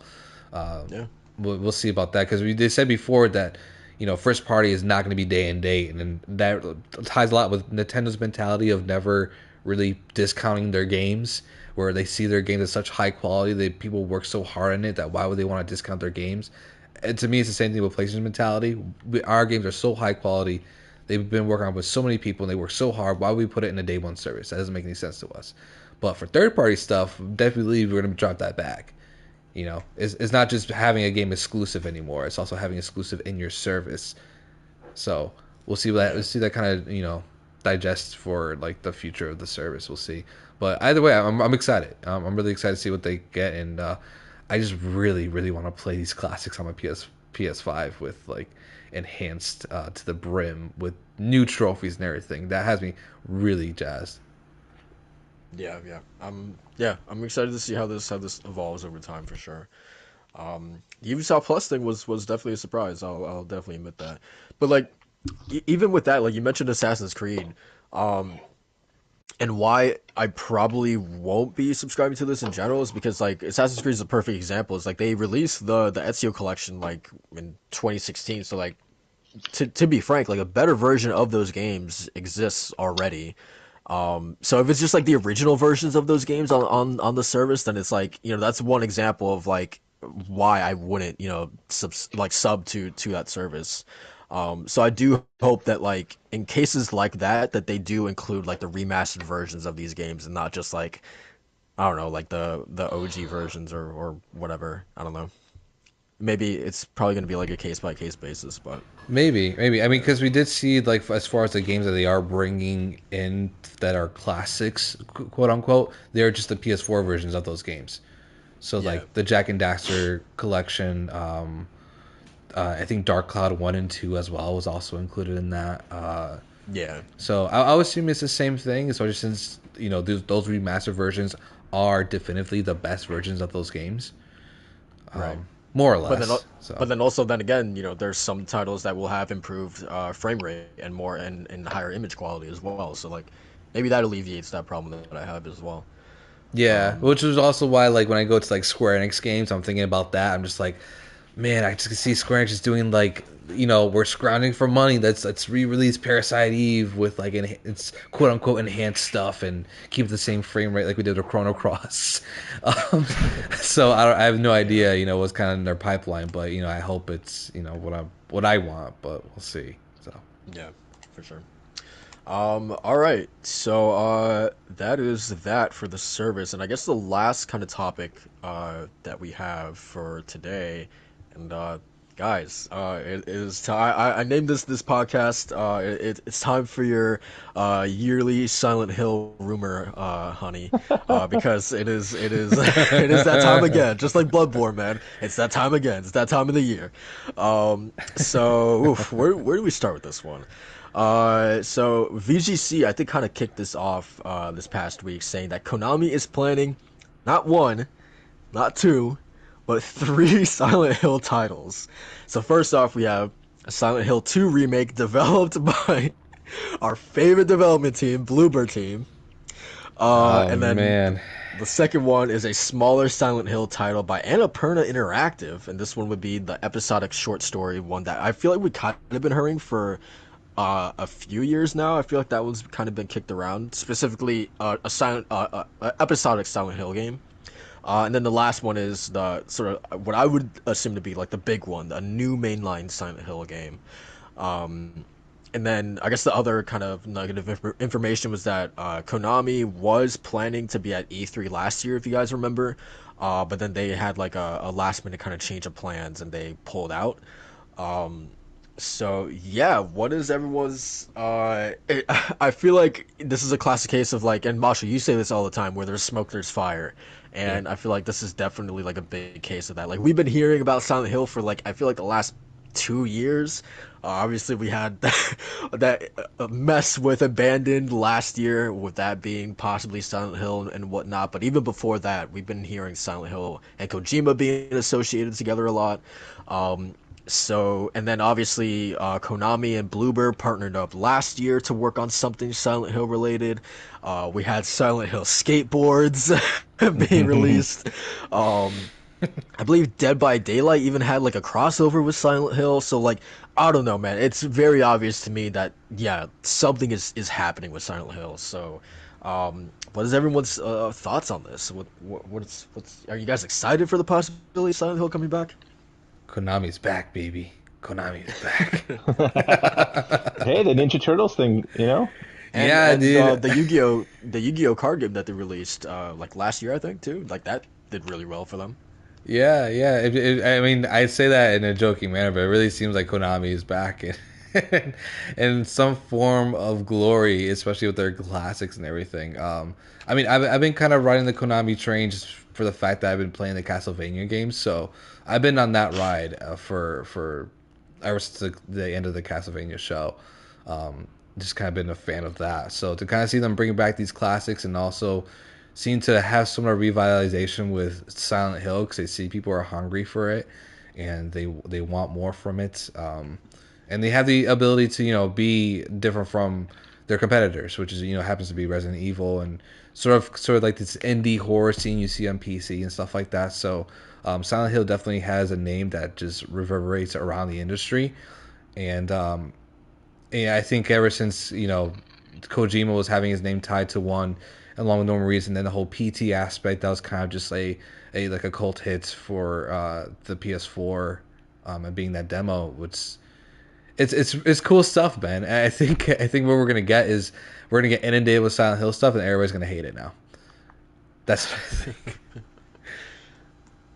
Yeah, to me like the funniest thing is like since when was Bloober Team like this just like hated development studio across the industry? Like whenever Bloober Team gets brought up, everyone's just like, oh, Bloober Team, great. I noticed that. like god damn, dude, like what do they do?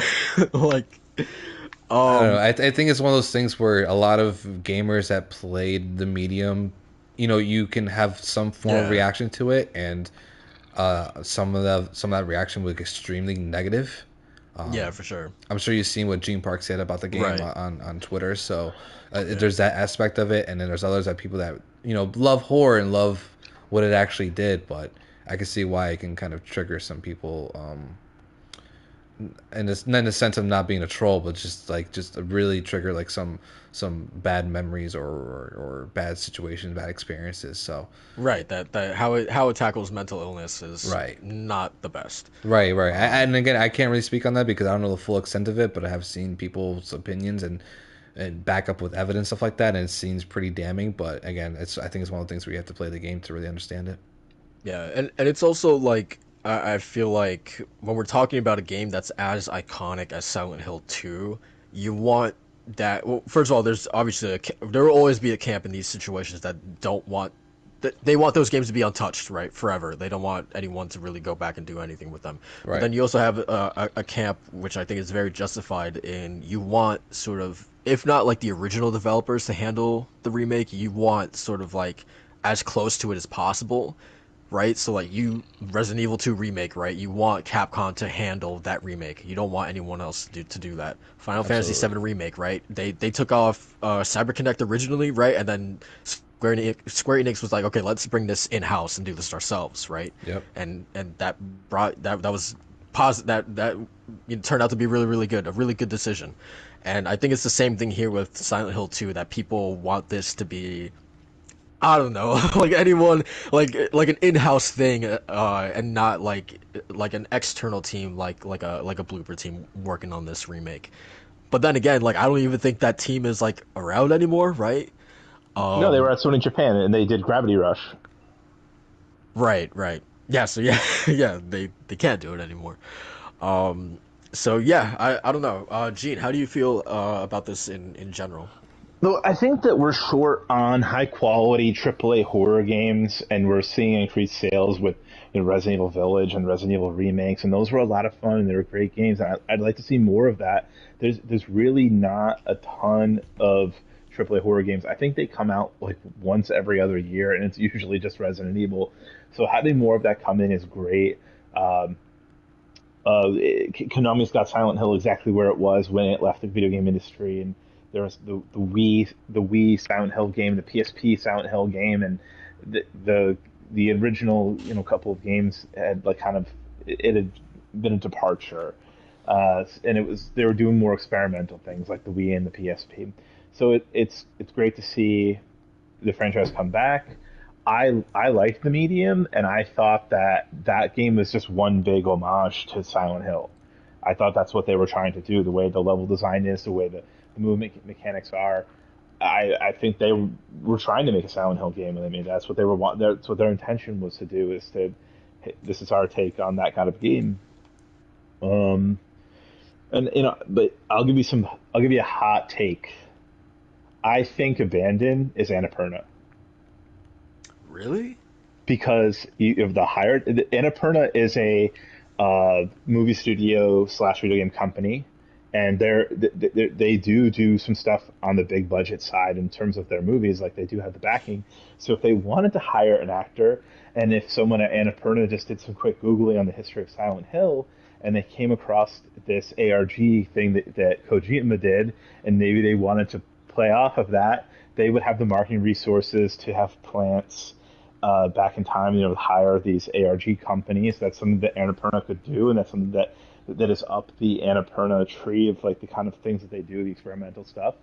And episodic, we know that the Silent Hill game was coming out and release, or not sorry, not Silent Hill, the Abandoned was going to come out in smaller releases through the real time experience app. There was going to be a bunch of and the whole thing being an ARG experiment just reeks of Annapurna.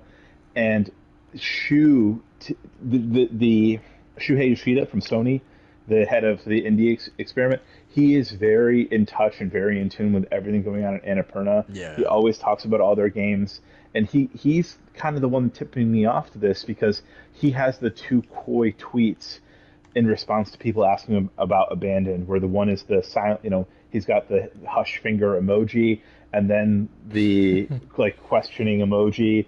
So Shu is definitely well aware of what Abandoned is, and it's not this fraud thing.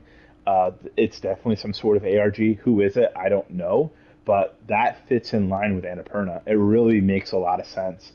And kind of where that started to come from is Michael Mumbauer, who's the head of visual arts for Sony, or he was.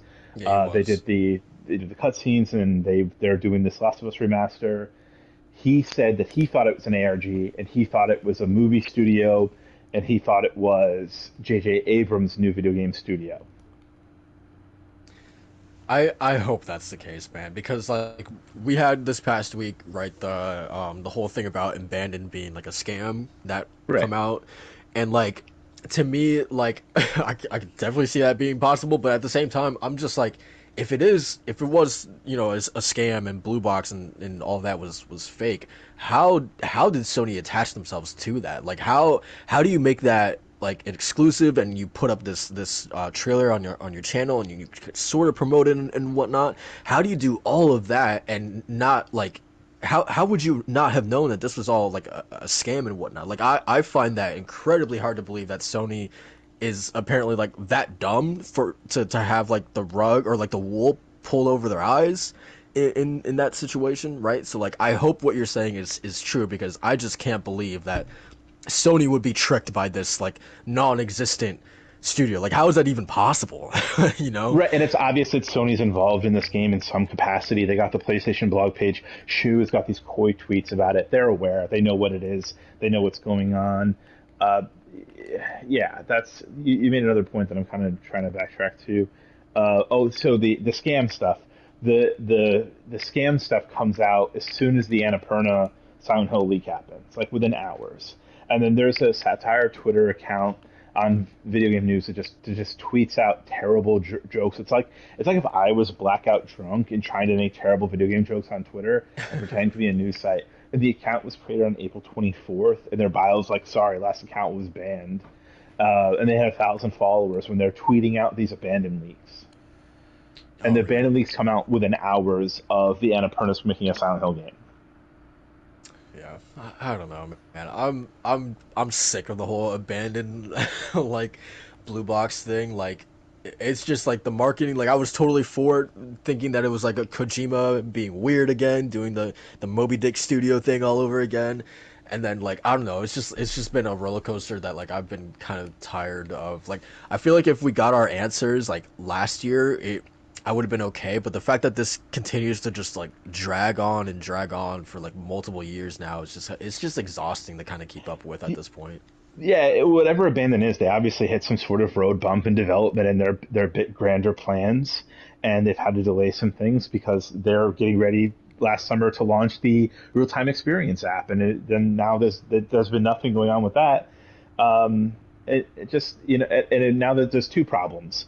One, they have to deliver a good game after there's probably going to be what it was going to be in 2 years of marketing BS. They're going to actually have to deliver on something. And the second thing is they probably to get the distractors off of them, they probably faked the death threat thing.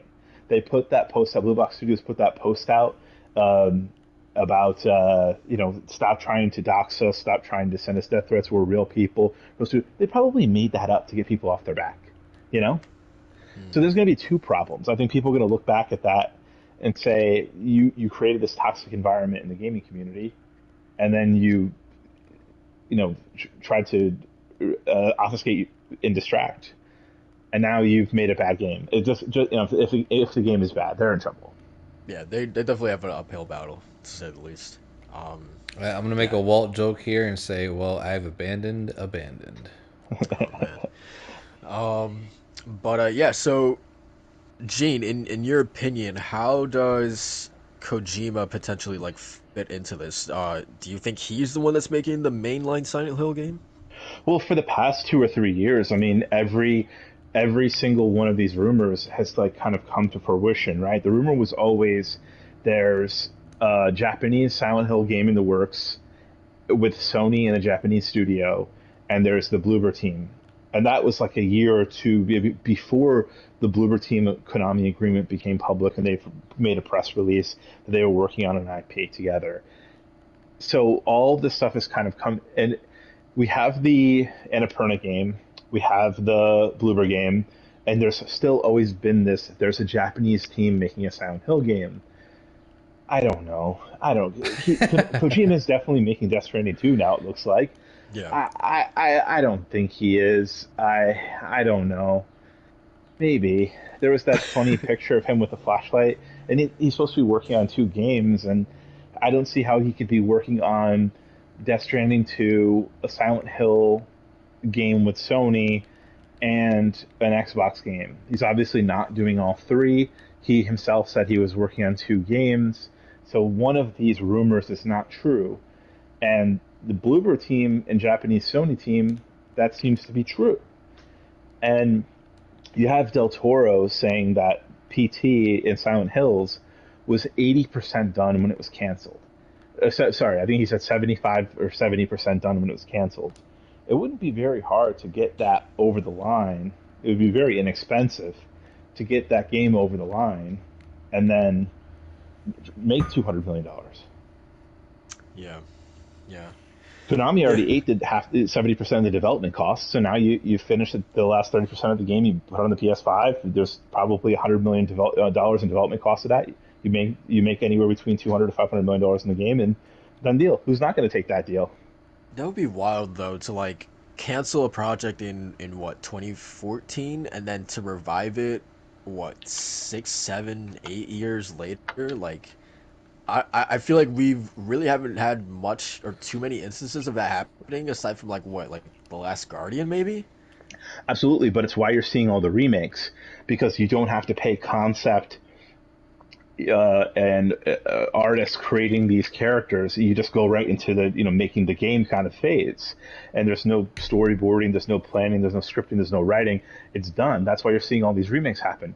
So if Death Stranding, if Silent Hills is done in that regard, it's really not much different than doing a remake. Yeah, maybe. I hope it's true. I think, like, because Death Stranding was cool, but Kojima and horror is just like a match made in heaven, and I really do hope that him and Silent Hill is the thing that's actually happening, because I would love to see him back in something that's more rooted in horror. Or Even him though I in would some be, PT established thing, what new IP, whatever it is. Yeah, I want it. yeah, for sure. And I think it's a perfect small project for him to work on, because he's supposed to be working on 2 projects. It's the perfect small project for him to work on while he's doing Death Stranding, because Norman Reedus is the main character from OCAP in both accounts, and you can have a team like the Malaysia studio finish the last parts of Silent Hills while everything else is already done. Yeah, yeah, because you would imagine that Silent Hill game could be like, what, maybe like 8 to 10 hours long, and then obviously the Death Stranding 2 would be the big like 30-hour experience or whatever. Now, would this be a PlayStation 5 exclusive? Which one? I think absolutely, because it was very clear that Sony had paid for Silent Hills. Yeah, in some form or fashion. Nate the Hate, who he was the one who I first heard the Silent Hill rumors like 2 years ago. Like he was the one that first like broke that, at least that I know of, and he's always kind of been saying that it's had a deep association with PlayStation. So yeah, I would imagine it would have some form of exclusivity with them. For sure, yeah. I agree. But yeah, interesting times ahead for sure. Definitely. Are you guys just kind of going around the panel? Does a does a Silent Hill 2 remake by Bloober interest you guys at all? Nope. Absolutely. I'm in. Pre-ordered, $70, day one, I'm in. Sign them up. Sign them It's up. a $70. Sign them up. Turn the lights off, 8 o'clock, 9 o'clock at night, start playing that game. Oh, I'm in. Yeah, no, Yeah, I hear you. I played on that's a PS2 game- and I wasn't really the biggest fan of it, but I'm more a Resident Evil kind of guy, so. That's a game I've never played, so I gotta what is it? Bite the bullet and gotta play it, even if it is Bloober. Yeah, So it was Annapurna- one of those things where I needed like a guide or something, because it was I don't know, I couldn't follow it. But again, I played on PS2, it's as classic as you can get with that kind of game, so it was just lost on me. But I don't know, maybe if I revisit it, but having Bloober Team do it, Yeah, I don't know, man. I had to wait for reviews. I'll wait for Gene's review. Why Silent Hill 2 though? Why not Silent Hill 1? Is Annapurna's game a remake of Silent Hill 1? No, I think it's just purely because Silent Hill 2 is the more iconic. That's like, from consensus, at least from what I get from people, is that that's one of the greatest games of all time. I feel like people don't talk about Silent Hill 1 the way that they talk about Silent Hill 2. It's like for me personally, like we hear rumors about Sly Cooper coming back, possibly in a remade form. I want them to remake Sly 2 rather than Sly 1. So I don't know. I feel like that's kind of like the same thing here, where like just one game is more iconic than the other. Do you guys have Abandoned installed on your PS5s? No. Nope. Well, put it on there and just watch the little trailer that's there, and look at the shoe, and look at the pants, and look at the floor, and look at the jacket, and then ask yourself, is that a Silent Hill 1 remake? Yeah, who Hmm. knows? Who knows? Okay, so I actually lied. Um, the last thing that we should talk about is the Last of Us remake. We So got we got we obviously, got that, and then we have the Final Fantasy VII stuff, but that'll be really quick. So let's do the Last of Us remake since Gene's here. okay. So we had Jeff Grubb, a good old Jeff Grubb. He went on the Kind of Funny podcast and basically said that the Last of Us remake is that he believes that it is planned for this holiday. Obviously, we've known about the Last of Us remake for some time now. Um, The worst kept and then this secret in the gaming industry right now, along with Silent Hill. and it's funny that this kind of coincided with the fact that Herman was at Naughty Dog literally like what, yesterday or 2 days ago. Yeah, yeah. Um, so yeah, it's funny how like all these things just kind of like fall in place and line up. So yeah, I mean, Last of Us remake. I feel like if it is coming out this holiday, that definitely fills in a huge gap because we don't know like what Sony has planned for the rest of 2022. So like if it is slated for this holiday, I feel like that is a very nice sort of addition to the overall 2022 lineup. Yes, for sure, for sure. So what do you is this something that you're obviously there's the big question everyone has or opinion that like this isn't needed, why is Naughty Dog doing this, etc., etc. Is this something that you guys are interested in at all? Yeah, it's just like one of those things where everyone's gonna complain about it, and then they see it and they're like, "Oh, ooh, y'all doing that? Okay, I'm Yeah. down. I'm in for it. $70 right there." And I bet you this not even gonna include factions. I'm gonna be so sad. But in case in point, I feel like this is gonna be the sort of the start of like the Last of Us franchise kickoff. Like we had the Last of Us remake, and then followed by Factions 2, followed by the HBO show, and then maybe something for Last of Us 3 because we heard that Neil has already worked on and seemingly finished a script for Last of Us 3. So I wouldn't be surprised that they wanted to do that after their new IP that they were kind of teasing.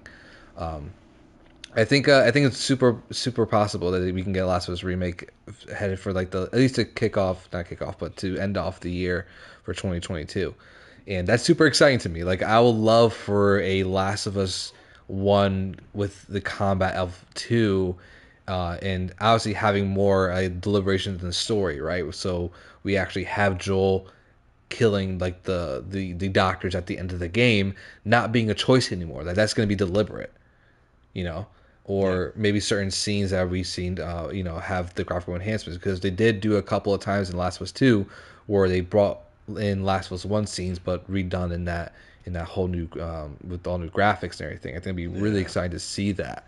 So I'm down for it. I mean, I love The Last of Us. You guys know it was my number one PlayStation exclusive, first party exclusive before Horizon Forbidden West.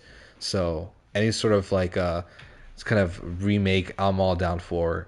I think that game's like so perfect from beginning to end. So I'll be interested to see what kind of deliberations they take with the new one. So or with the remake rather. What about Eugene? If I had to guess, I mean, to give this value, purpose, and meaning, and I'm sure they're going to make a big deal out of it. I think that uh, it's going to be a Last of Us collection, Last of Us One remade, Last of Us Two remastered for PS5 with a 3D audio and the controller features, and some sort of Last of Us multiplayer component. 120 That's just FPS my baby. Yeah, that's just my guess on what is it? You say you just say 120 FPS? Yes sir. Yes sir. Oh no way! Yeah, no, I doubt it. 60 with some ray tracing, with 60 with ray tracing and photo mode, but it'll look amazing and it'll look fantastic. And I'm sure they've come a long way, and I'm sure they put a lot of work into that Last of Us. I think Michael Mumbauer said they started on that a long time ago. And again, the game is already made. You're just remaking it. They're gonna put kind of the mechanics in the Last of Us 2 formula, and I think that's what they're gonna do. I hope. I don't want a $70. I don't want a $40 Last of Us remaster. You know. So I have a confession to make. Uh oh. Uh oh.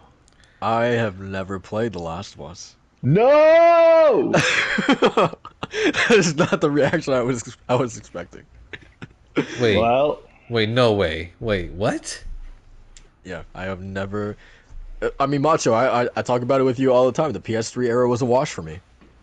I didn't You're play joking, anything. right? You wait, hold on. You're joking, right? No, so like obviously back then in 2013, I had heard about the game, and like 2013, 2014. Jesus The way fucking the way Christ, you're actually serious. the way that I experienced that game was through I was watching people like PewDiePie play it, do like let's Oh streams no, or you're let's an plays, Xbox ambassador. and Dashi XP. Hey, don't do not equate me with them, man.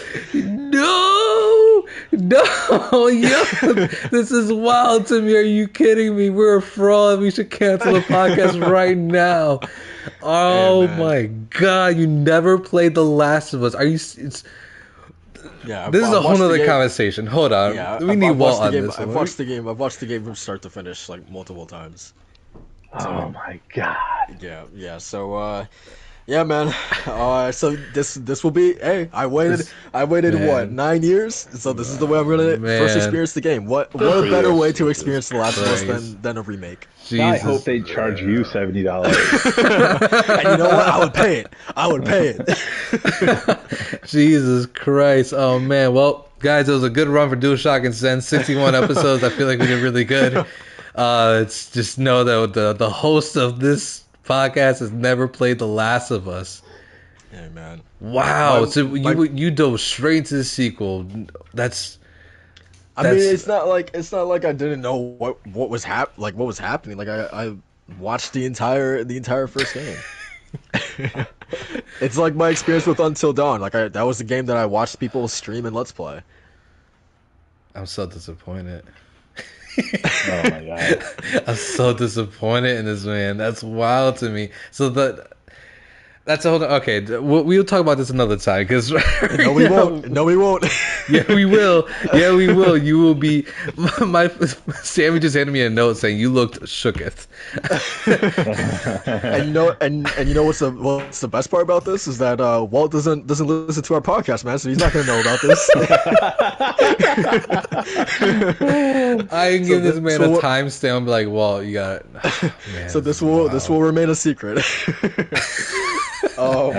That's some kind of confession, man. You should have kept that one to Dras, man. That was worse than the Xbox ambassador stuff. I'm not gonna lie, though. No, it's not. No, it's not. Let's not even joke around with that. Oh man, you just admitted Come you didn't on. play one of PlayStation's best games ever. I'm not on my bio like, PlayStation partner. I love the PlayStation community. Golly gee, isn't PlayStation just the best? I am so. Oh my god, that's wild. But you definitely bragged about getting a PS5, didn't you? Huh? Well, I mean that was a fun tweet. That was poking fun at Man. the idiots who didn't get one. I still got that meme tucked away for a rainy day, buddy. So I think today I might have to bust it out. Oh man, on I'm that note, guys- quivering in my boots. What were you saying, G? On that note, guys, I have to go. I had to leave at 12 for a 1-year-old's birthday party. Yeah, for sure. Thanks for coming on, man. I got some Uncle Gene duties I have to attend to. Do you have anything you wanna plug before you go? But no, just follow me on Twitter, 37Gene37, and it's going to be a fun summer. It was also fun this summer, I think, for sure, in terms of the news and what happens. It's going to be interesting. Yeah, you're also a PSVR. I would say reporter / resident. So definitely, I'm probably top 3. I know I'm not number 1. Upload VR does a great job. I'm probably top 3 in terms of PSVR stuff. I had the headset display on lordsofgaming.net 2 years before it was announced. Yep. I could probably tell you half the launch games. We'll see what they do. I mean, I don't think there's room for all this Last of Us, God of War, and PSVR stuff to happen this year, but I think we're going to know a lot more in the next 2 weeks. Yeah, for sure. So if you want to know more about that stuff, definitely tune into Lord of Gaming and Gene's Twitter because he definitely has the best takes around for that, for sure. Yeah. Once again, thanks for joining us, Gene. No problem. Let's have a good weekend. Yeah, All right, man. you too, man. Goodbye. All right, so we can wrap up with Macho, you and Final Fantasy. Man. Well, no, I want you to tell me more about the Last of Us remake. I want to see what you're excited about. Tell me like any. To be serious, like I am excited Uh, for. I mean, I've talked about Part Two's gameplay is absolutely fucking sublime. Like, right. just like people can have their opinions on the story and whatnot, but like I feel like you would be hard pressed to find anyone who honestly dislikes the combat in part two. Like that game just feels incredible to play. I commented on Gene's tweet recently and said like it feels like a pseudo Metal Gear Solid 5 almost. With its combat and its encounters and just like the freedom that you have in each encounter. So I'm excited. Like if they can translate that into part one with Joel, obviously Joel is not going to be as agile as Ellie, I would imagine. But like I don't think like how Ellie can kind of like squeeze through gaps and crawl under cars and things like that. I don't know if realistically Joel will be able to do the same thing. Just in general, be as agile as Ellie, because obviously she's not only younger but much smaller and thinner. But regardless, if they can implement that same just like fluidity and player expression as part two's combat into part one, I'm totally down for it. Yeah, yeah, that's and I think we're in, a lot of people are gonna be like, well, he's gonna probably play like Abby, and I definitely disagree with that because Abby was a brawler and Joel's he's a seasoned vet, so he's gonna take like the quick approach to everything, and I feel like seeing him with his variety of weapons and everything, and just him on top of that being a lot more of an older guy, I think it's something to take into consideration too, especially since like you say he can't be as agile as Ellie. So I Yeah. think it'd be really cool. Yeah, all jokes aside, I'm really excited for our remake possibility. And again, I really hope that they put factions, or at least a new factions, along with this, and or announce it at least. What they're gonna do with that, because I'm really excited for just a new factions game like that. That multiplayer, man. I know you didn't play it, but that multiplayer back then was just popping. Like it was absolutely like amazing being in those lobbies and seeing the amount of different people that would just pull off different skills or like the different kind of gameplay aspects to put into it. Like it was really unique during that time, the PS3 era, to have that kind of multiplayer alongside the Call of Duties and everything. And obviously, we're in the kind of the era of battle royales and Fortnite and Apex and all this kind of stuff. But to have something really different and unique, I feel it'll be like repeating history with The Last of Us multiplayer if they do stand by like of what it really is. I think it really make like another dent in the gaming industry, at least for Yeah. multiplayer. So that has me really excited too. I'm really interested to see how exactly they divvy this thing up. Like, Yeah. because obviously there is, rumors about a director's cut being a thing as well. So like, do they call it like the Last of Us collection that includes part one and part two? Do they have the remake be a standalone thing? Do they have the director's cut be a standalone thing as well? How does factions play into this? Is that just attached to the remake? Is that a standalone thing on itself? Like, I don't know. Like, I feel like this thing could be really, really messy. So like, they have to be really careful about how they package like all of these things together. Yep. Um, so yeah. Um, Yeah, it'd be interesting if they pulled off like the old marketing scheme too, which they've done with previous games, where they release one game and have like a beta for a future project in there. yeah. I think did they do that for Uncharted 3? I don't know, but I know Square Enix did that for Final Fantasy Type Zero, which was a spin-off Final Fantasy game, and included the demo for Final Fantasy 15 in that. Like I can see that kind of the same thing where if you buy the Last of Us remake, you get a code or instant access to the beta for Last of Us factions, whatever it's gonna be called. So So they did that with the Uncharted collection for Uncharted 4's multiplayer beta. oh, there you go, Yeah, I remember there you go, that distinctly. Um, there you go. because I actually played a lot of Uncharted 4's multiplayer. I heard that was Um, really messy. it was fun. I kind of enjoyed it. But then again, that was my first time playing Uncharted multiplayer. So Oh yeah, yeah, okay, yeah, yeah. yes, That's when they brought in the powers and everything. Yeah, yeah, yeah, yeah. I remember that. Yeah. All right. So you want to end things off with Final Fantasy? Yeah, I mean, I didn't really want to touch too much on this because it's an announcement of announcement. And I generally kind of hate those. But I mean, the excitement I'm building around this is that Final Fantasy VII Remake, or at least Final Fantasy VII in general, is going to have its 25th anniversary stream slash a string of news next month. Which it just seems like June is going to be, sort of like that E3 time, anyways, without E3, especially when we're getting like all these different announcements. So the consensus here is that Tetsuya Nomura, who's really the director of Final Fantasy VII Remake and also the current director for Kingdom Hearts 4 and series creator for Kingdom Hearts 4 or Kingdom Hearts in general, said that we're going to get new information next month. So a lot of people are really guessing that it's going to be related to Final Fantasy VII Remake Part 2, at least some form of teaser for that. Some people are wondering if there's going to be like an Xbox port of Final Fantasy VII Remake, which we'll see. They've been kind of tight-lipped about that. Even after the supposed exclusivity deal with PlayStation was over and done with, it was supposed to be just a year, and it seems like it might be extending. But on top of that, there's also Final Fantasy VII Ever Crisis, which is the mobile game that's going to include like a compilation of all Final Fantasy VII stuff. So stuff from Dirge of Cerberus, Crisis Core, whatnot. That game was rumored, or so to speak, to be releasing by the end of this year. So we might get some information on that. But in regards to all of this too, people are also talking about Final Fantasy 16. Like, what's going to happen with that? We're going to get a new trailer because they said the trailer was done. So all of this to say that I think some next one's going to be really excited for Final Fantasy fans in general. Just along with 7 Remake Part 2 and the lines. But I think it's just something to look forward to. And if you have not played Final Fantasy 7 Remake, go play that God tier game. I'm talking to you, Soul. And to anyone who actually has it, in that case, I think it's going to be really exciting. So, but yeah, that's just about it. Cool. When was the last time we saw 16? Was that 2020?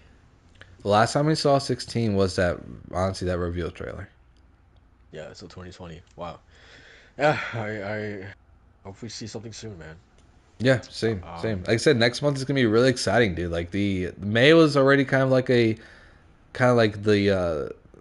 what was it, the calm before the storm, and now we're about to be just thrown into a whirlwind, and it's gonna be really fun. Yeah. We're gonna definitely have a lot to talk about, that's for sure. Yeah, for sure. All right. So that is going to do it for this week's episode of the DualShock Sense Podcast. Want to thank everyone again, for everyone who's in here live and who watches after the fact. We always appreciate that. And yeah, before we get out of here, Macho, what, you have anything planned for this week? What's going on with you? Yeah, I got a couple stuff going on. We have some family stuff. Oh yeah, actually I have to start getting up and ready soon, so glad we're ending the podcast. But but yeah, other than that, I have some stuff planned for this weekend. But tomorrow is the absolute chill in the house kind of day. Um, I've been really just trying to do more of my workouts, man. I've been really trying just to get off the couch and do that. I've been super successful as of late, so I'm trying to keep that trend. So even though tomorrow's a weekend, I want to chill. I want to see if I could like hit the gym. But besides that, gaming time. Gonna try to dive into Trails in the Sky second chapter. Maybe finish that before the month ends. And just finish up Food Wars 2. So I'm really enjoying that, and I wanted to watch Spy X Family. I also mentioned I wanted to watch Young Justice, or rewatch it. Yeah. So I want to get back into that too. So either way, I'm going to keep myself busy for sure for the next couple weeks until some news drops and we get some really exciting stuff. So I don't know, man. I've kind of been looking at Pokemon Ultra Sun 2, so I want to get back into that too because it looks really cool. Man. So. Or I might just play Last of Us, because it's a game that I played and I tend to replay it. So all right. Let's all right. I was waiting for you to cut me off and I decided to keep going. So what about you, man? What you got? Really not too much. Just continuing with Forbidden West and Divinity. Man, I don't know about you, but there's nothing better to me, like in the world, than like having like multiple games that you're like super invested in that you're playing at the same time. Like I just love being able to bounce back and forth between Horizon and then going to Divinity, and just being equally like having as much fun in both of those games at the same time. Like I don't know, it's the coolest thing in the world. Um, That is a little abnormal. Some people just absolutely hate having to divide their time, but I see your point because I do the same thing. yeah, yeah, it's great. Um, but yeah, really aside from that, not too much else. Actually, to your point about like working out and stuff like that, like yeah, I realized that about myself too. Ever since I stopped doing CrossFit because of school, but tomorrow I'm going to this like nearby like rowing gym, that's like 5 minutes away from me. I like my first class is tomorrow, so I'm really excited about that. Just because like I love working out and like I've hated these past 2 months not being able to because of school. So, um, yeah, I'm glad that I'm finally like doing something again starting tomorrow. Yeah, it's about time Um, for it, man. Summer bod. Let's do it. but yeah, besides that, that's really about it. So yeah, once again, thank you everyone who tuned into the podcast, and hopefully Walt will be back next week to talk about games and manga, and yeah, we'll see you guys next week. Yeah, that Peace. dirty, dirty whore. Oh man. He doesn't watch the podcast, so it's okay. Oh right. But that was it. That's all you had. Yeah, yeah, yeah. All right, We're cool. good. All right, we are out. See you guys.